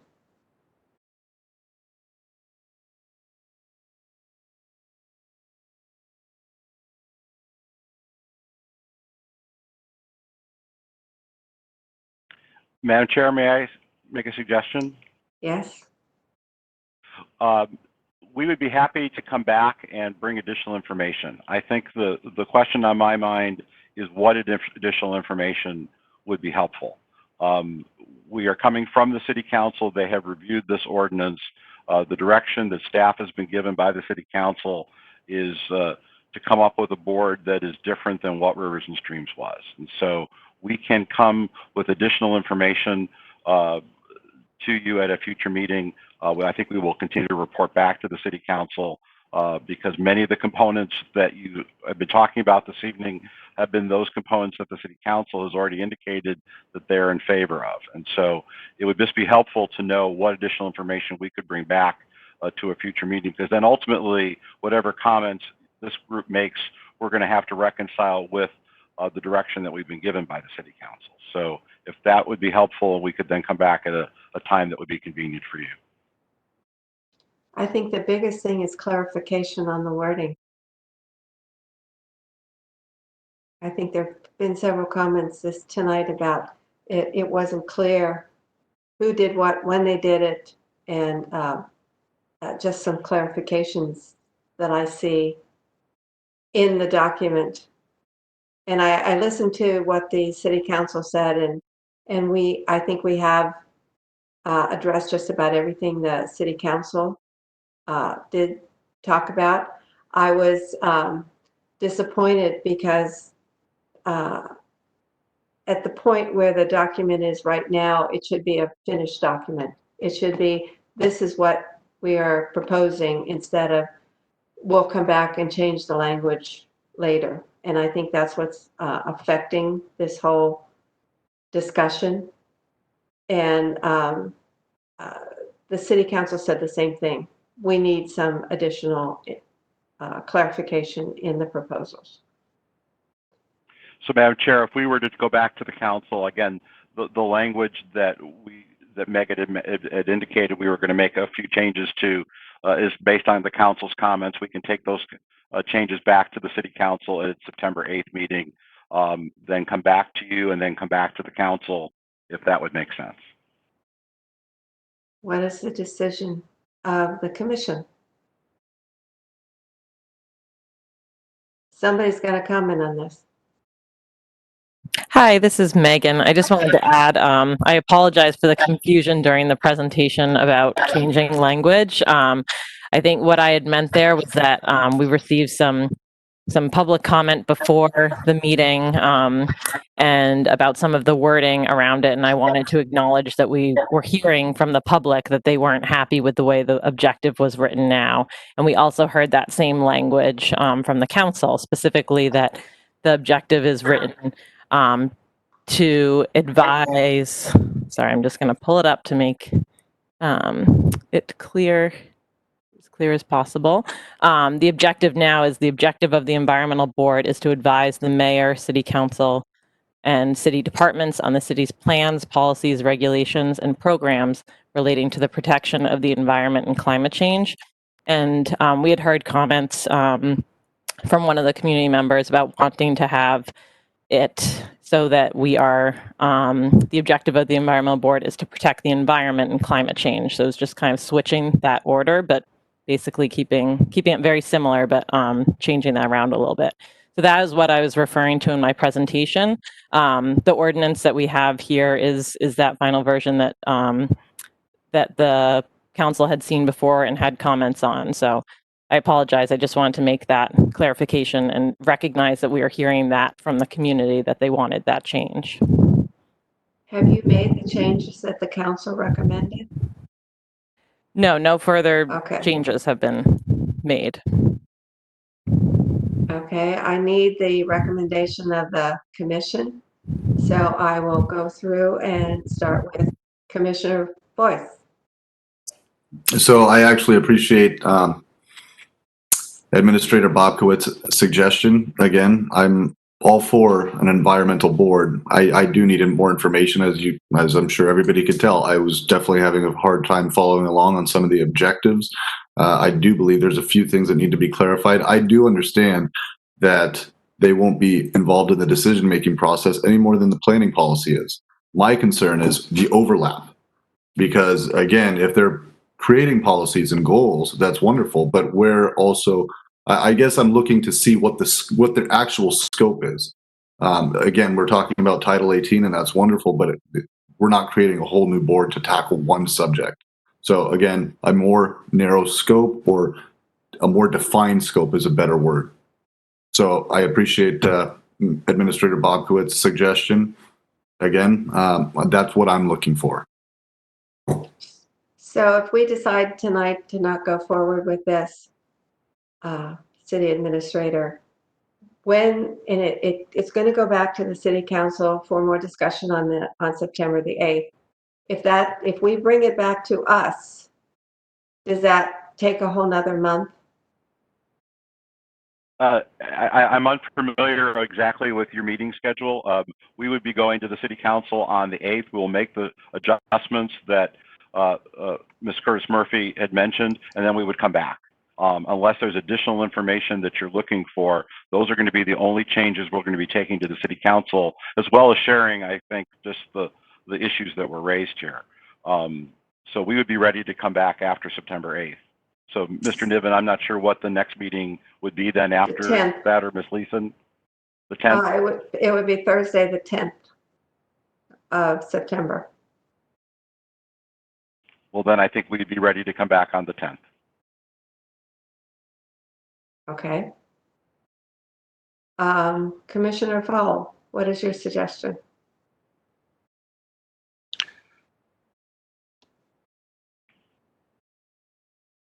I appreciate Mr.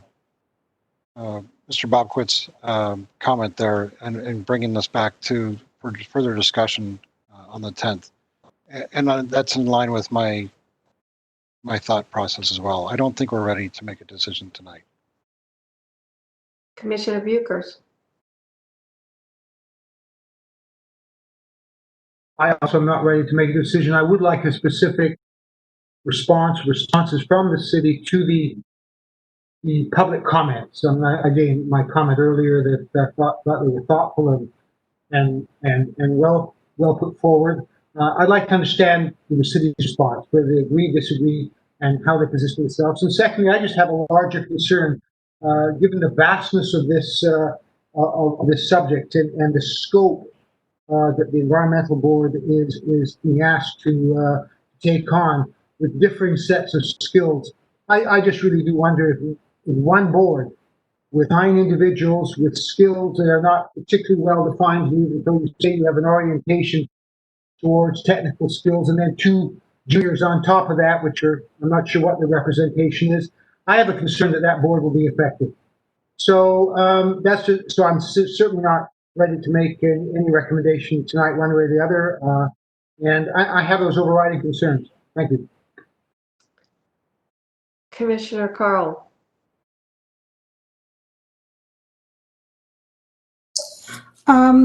Yes, I think it seems to me that this is Janice Carl, sorry. It seems to me that the biggest concern is the lack of specificity as to the revision of the wording of the ordinance. And then we would like, all possible, to keep City Council on schedule we could have, do we not have a meeting scheduled tentatively for the 27th? I know we've been meeting highly irregularly, but wouldn't the 27th of August be a regular meeting for us? And is it not possible that we could review that language at that time? That's all I have to say. Hi, this is Kristen Leeson with Community Planning and Development. And we do not currently, the 27th would be a regular meeting. We do not have one scheduled. I don't know if Megan could get it turned and the administration could get it turned around that quickly. I'd have to check with them. We also have one already scheduled though for the 10th. And at that point you would hear council comments as well. And if I may, it's August. I'm sitting here as my family is trying to enjoy a few days out by a lake. I think all of you have, I would hope, similar plans, and if you don't, make them. Thank you for the thought, but I think if we can come back shortly after the council's discussion on the 8th, that's perfectly sufficient. We want to keep this moving forward. It's been a long time issue, but given the time of year and given the year we've all had, we would not ask you to come back at the end of August for a meeting. So on the meeting on September the 8th, will you present to the City Council the recommendations and concerns that we've discussed at this meeting? Absolutely. And Madam Chair, that's what I was trying to suss out a little bit from you. And I appreciate your comments and the comments of some of your colleagues as to what exactly we can share. Because I think the staff's dilemma with some of this is that I think the council is going in one direction and some members of this group are going in a different direction. And so we can share that in general terms. But again, the council did prepare the ordinance that you've seen. There'll be minor changes to it, and we'll be back to you then really with those minor changes unless the council, after hearing your comments, changes course substantially, which I guess certainly they could. But if there's anything else other than making sure that there's a final version of the ordinance that the council has signed off on, if there's any other specific comments that we should be prepared to address with you at your meeting on the 10th, then please let me know. So I don't think any ordinance or document is going to be perfect and incorporates every single idea from every single person. And so I think we have to realize that we need to get this started and underway. And I think somebody had the comment or question earlier, what do we do if there needs to be changes? And I think at that time we could be look at more clarification or more changes if it doesn't work. So this is a new project. I don't think the city, the PPC, can equate right now what the perfect solution is and have everything settled. So hopefully we can get through most of it, and as long as you present some of the concerns we have to the City Council, they can discuss it on the 8th, and then we can have a short discussion on the 10th to make sure that it's to our satisfaction, and then we can go from there. I did have any comment from Commissioner Riker. Did you want to make one?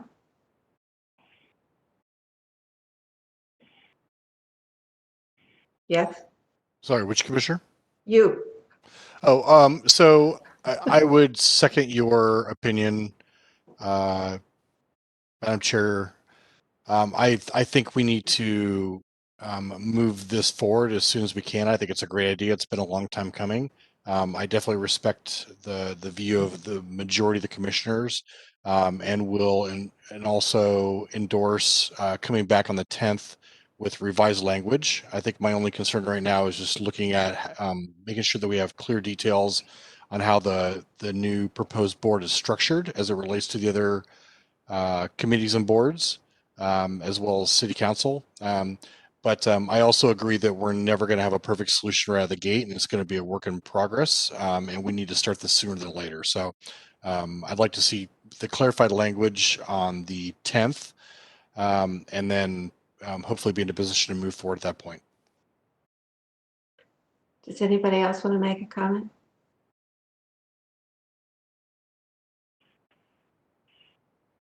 Hearing none? I'm assuming that exactly what Commissioner Reinhardt said is the belief of the commission to continue on and have a further discussion on the 10th. Am I correct? Okay. Excuse me, Madam Chair. I just want to be sure, however, that we formally continue the public hearing to September 10th. Considering the fact that I've closed it, what would you like me to do? I think you can probably open it back up for just a sec. I apologize. I didn't hear the words. I've closed the public hearing, so that's my bad. Do you have to open There could be a motion to reconsider. Mm-hmm. Okay, thank you. Do I hear a motion? I'd like to make a motion to, I am off mute. I'd like to make a motion to reconsider and table our decision to August 10th. No, concerning the public hearing. Is your motion to consider the So my motion is to table the public hearing until continue the public hearing? to continue the public hearing until September 10th. I'd like to second that motion. All those in favor? Aye. Aye. Do Aye. I have to take a roll call for that? Kristen? I'd say to be safe, we do that, yes. Okay. Who would like to take the roll? Okay. I can do that. You roll. Oh, all right, go for it. Okay. Commissioner Carl, Aye. Commissioner Voice, Aye. Commissioner Lewis, Aye. Commissioner Fall, Aye. Commissioner Buchers, Yes. Commissioner Reinhardt. Aye.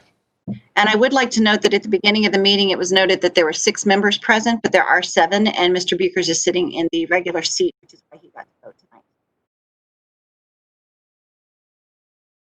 Okay. So the public hearing will be continued until September the 10th, where we will have a discussion on the Environmental Commission formation. Thank With you. that, we are going to move right along to our next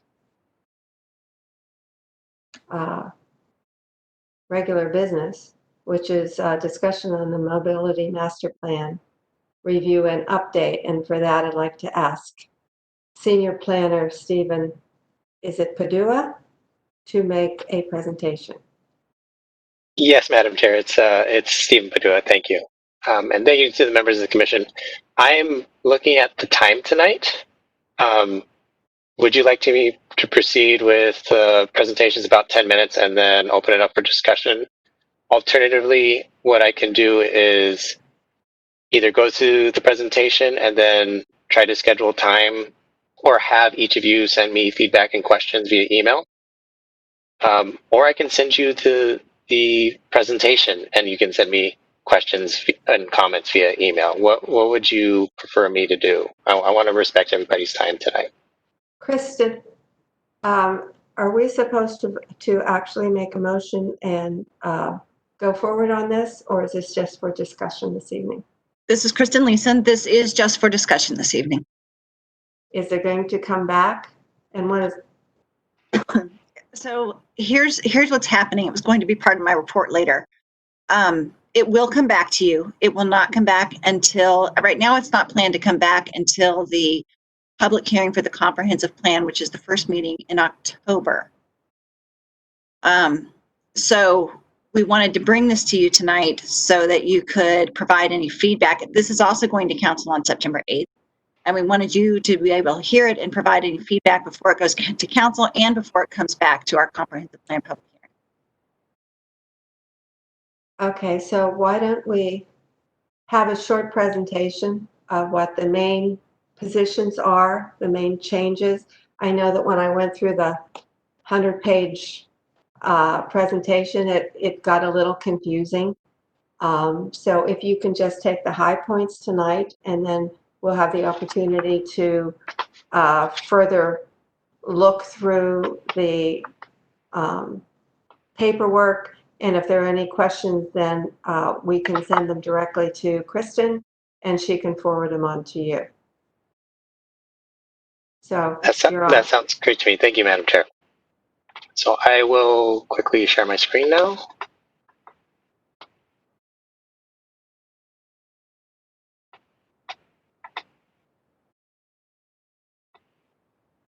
Okay.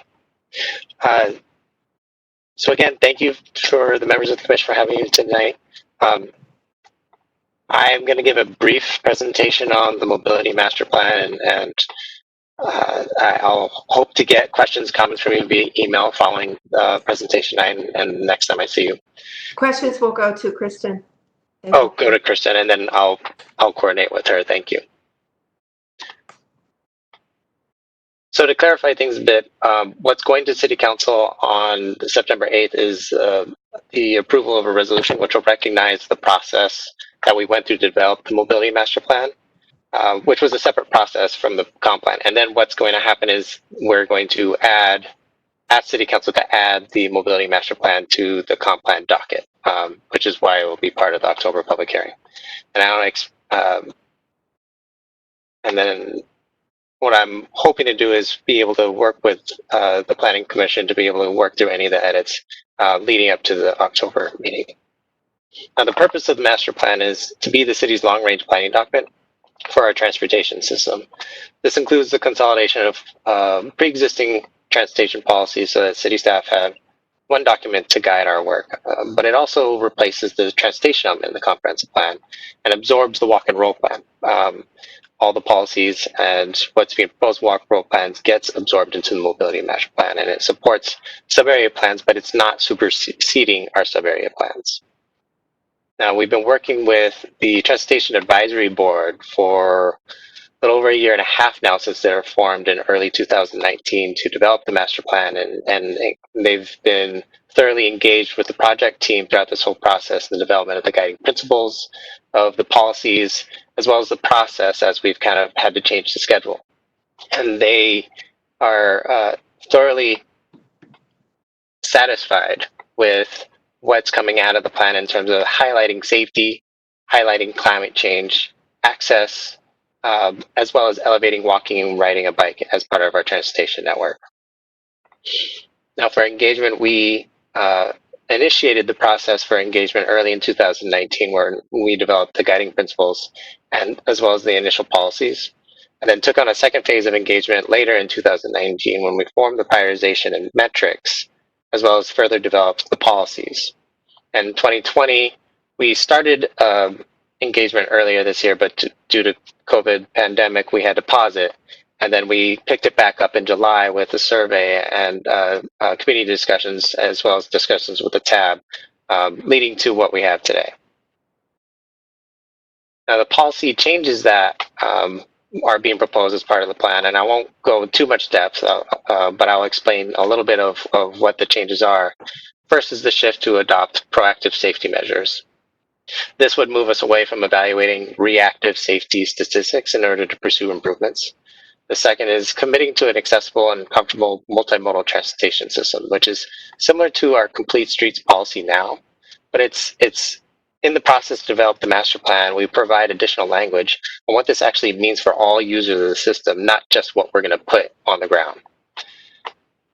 Next is we're going to be looking to adopt context-based design standards for bicycling and pedestrian networks. What this means is that we're expanding the tool set of how we want to build out our network, which shifts the strategies a bit by planning more tailored solutions to fit more specific situations instead of applying a one-size-fits-all for all situations, which means that we're not just going to build a bike lane everywhere or a 4-foot or 5-foot sidewalk everywhere, but we're expanding the solutions to be a little more tailored.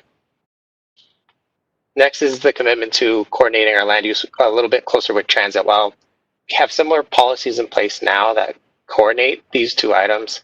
The language we're applying now recognizes that in order to have successful transit network, we have to tailor a little more of our land use to better support the transit service we actually want, and not so much what Metro or Sound Transit is willing to provide us. Next is the investment in intelligent transportation systems. This is a bit of a pre-existing policy, but we're expanding the language in the master plan to improve or to encompass the improvement of crossing safety as part of the systems, in addition to the balancing of traffic flow through intersections. And the other part is that this policy is to increase access for affordable transportation options. This policy acknowledges that not only everyone can afford to maintain the high cost of car ownership, and there are more affordable options that we can make available to more of the community. Lastly, we are wanting to invest more in parking management strategies to better manage our parking demand in the growing city, particularly in the commercial areas. And this shift is to prioritize efficiency improvements before pursuing increases in capacity. This is consistent with the recommendations that came out of the recent parking study that was completed by staff last year. Now, for implementation for the remainder of 2020, staff will continue the mobility master plan through the comp plan update and proceed with a couple policy updates that have been underway parallel to the master plan development process. Additionally, we're going to be getting our team fully staffed to support a lot of this work. In 2021, we'll be updating additional policies and standards and begin the process to incorporate the master plan into the capital improvement plan and the city budget. In 2022, we'll continue the conversations to update the project list with the hopes that we'll be in a better state financially to propose a smaller capital project program, which will look at implementing neighborhood safety improvements. As you all know, due to COVID-19 pandemic, we'll need to update a lot of the assumptions that are in the master plan, as well as a lot of other city plans. But first and foremost, there's the impact on our community and travel behavior. This is an issue that we'll continue to evaluate over the next year to determine how we want to make adjustments in the master plan, but the guiding principles and the goals and policies, as we've discussed with the Transportation Advisory Board, still stand. There's a little more dependence on teleworking. There's higher acceptance on flexible scheduling and how people are commuting and getting around to access jobs or resources. And there's significant changes to school traffic demands. So we're going to be looking at a lot of that to evaluate how we want to change our project list. Additionally, there's impacts on a transit use as well as routing. And so we'll need to evaluate that in partnership with our transit agencies to figure out where adjustments are going to be made and how we're going to be looking at expanding services in the future. And lastly, there's the impacts on human services through this pandemic. And this has really brought to light the inability for everyone to access transit as it stands now, let alone to access transit when it's cut down in services. So we're going to be trying to explore different ideas with our transit agencies to make sure that we are maintaining, if not improving, some of that access. Now, additionally, if you were able to look through the plan, you notice that there were several notes. That's to indicate that we're taking on ongoing edits for the mobility master plan. And while there's a lot of formatting and organizational edits, I won't go over. I'll highlight at least the major changes that are still ongoing. We're providing clarifying language in coordination with land use policies. We're providing additional language related to the transportation demand management, which will be very similar to what they were before.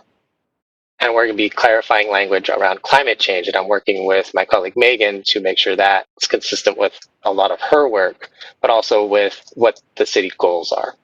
Additionally, we're completing the final check to make sure that the mobility master plan is meeting the Growth Management Act requirements and is consistent with regional project plans. Next steps. This is going to be going to City Council on September 8th. You're familiar with the comp plan process, so I'm not going to read through it all, but as part of the current process, what I wanted to do is, in preparation for the September 8th City Council meeting, I wanted to ask if it was possible to receive a letter of support from the Commission because I think it would be helpful for council to hear from other groups on how transportation impacts other areas of interest and how the mobility master plan help or doesn't help with some of that work. So, And that is what I have for you tonight. so Can I help yes. answer any questions? So, looking at that, the list of timetable, are you looking for the council to approve this on September the 8th? They're going to be endorsing the plan so that can continue on in the comp plan process. So it's not a full adoption on September 8th. So, since we haven't had a really opportunity to discuss what or ask questions like we would normally do, considering the fact that it was 2.5 hours to talk about the Environmental Commission, I'm sure that the commissioners have a lot of, and I do too, questions to be asked. And I don't think that one meeting is going to be enough to address this. So is there any way, I don't know if it's possible, we have 2 more meetings in September. Would it be possible to divide up the work of this mobility plan and have a short amount of time on each one of those meetings to discuss at least part of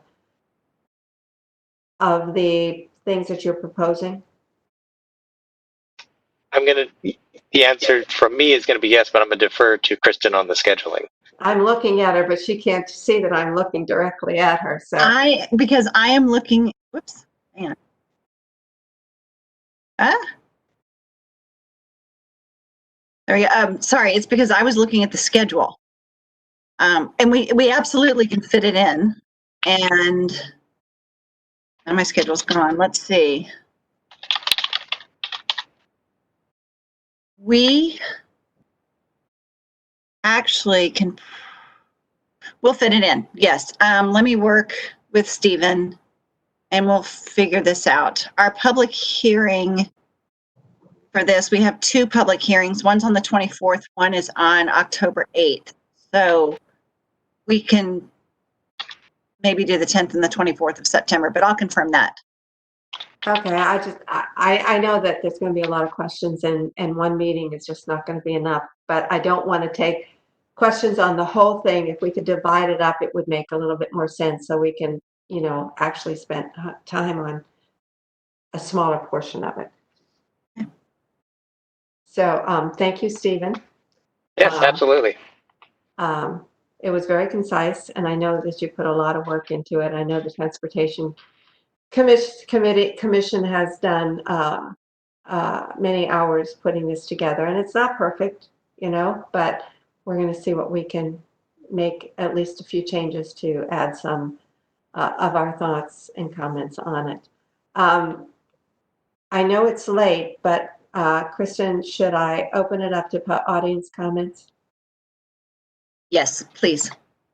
Okay, at this time, if there's anybody in the audience that would like to make a comment, understanding that we are going to have at least 3 more meetings on this particular thing with a update from Stephen about what is specifically in the program. So is there anybody that would like to make a comment? Is there anybody who would like to make a comment? I see one call-in user that came in during the middle of the presentation. I am not sure who that is. The first 6 digits are Connie's number, so I'm going to assume that it is her, but I am not positive. Connie, would you like to make a comment?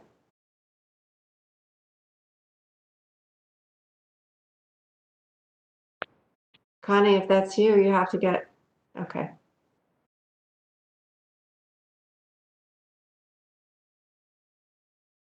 You guys have me muted. I just took you off. I'm sorry.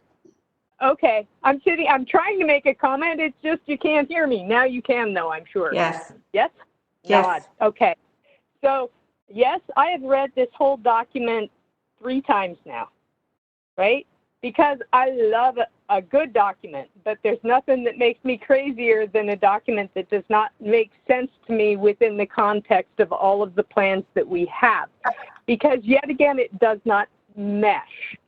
So I went and talked to several of the TAB group, and they spent a lot of time on the guiding principles. And really, for the guiding principles, I like them. There's only one that I think that is missing, and somehow impacts to the community or community engagement or bringing the public along so that we actually have the community wanting the same thing to happen is missing. So I was heavily engaged when the Park Strategic Plan came through Planning Policy Commission. And what they did is they created a replacement portion that was complete for the comprehensive plan. What is in this document right now is sort of, we want to change these policies, but we're going to keep the transportation policies, and I think they actually conflict with one another.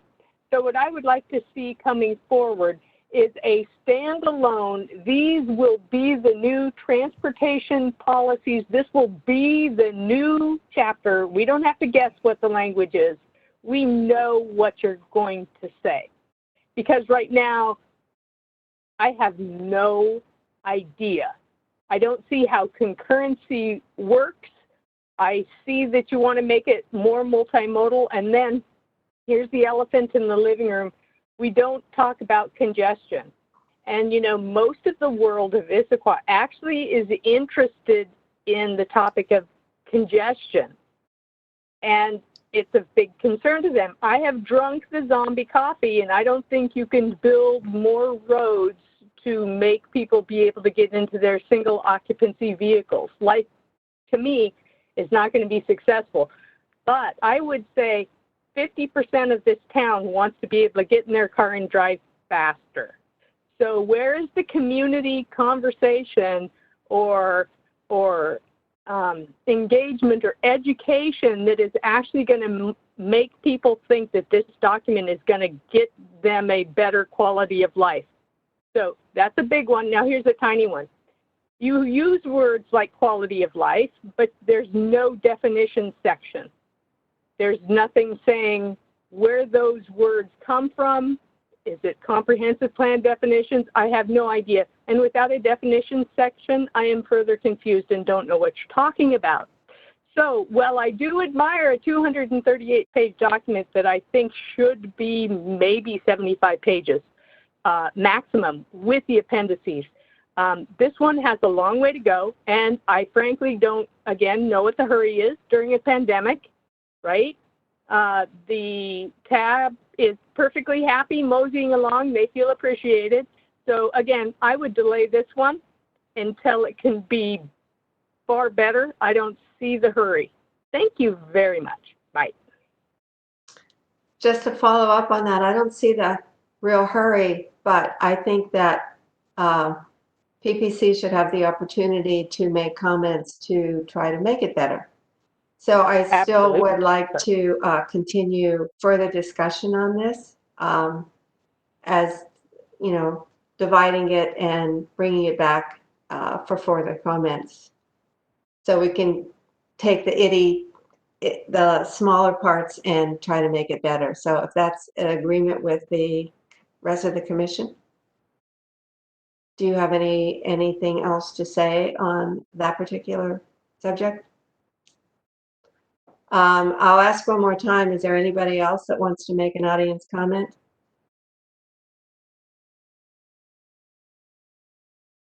Hearing none. I don't have it. I don't see any. Okay, just need to make sure. I have to ask. And since there being no further business before the commission, I am going to adjourn the meeting at 9:56.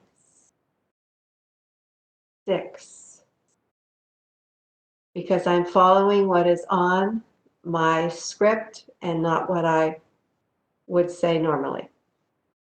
8:56. 8:50, that is 8:50. You know, I'm not ready to go. I even have my glasses on. It seems like 9:56, but it is 8:50. Feels like 8:56. 9:56. Yes, it does.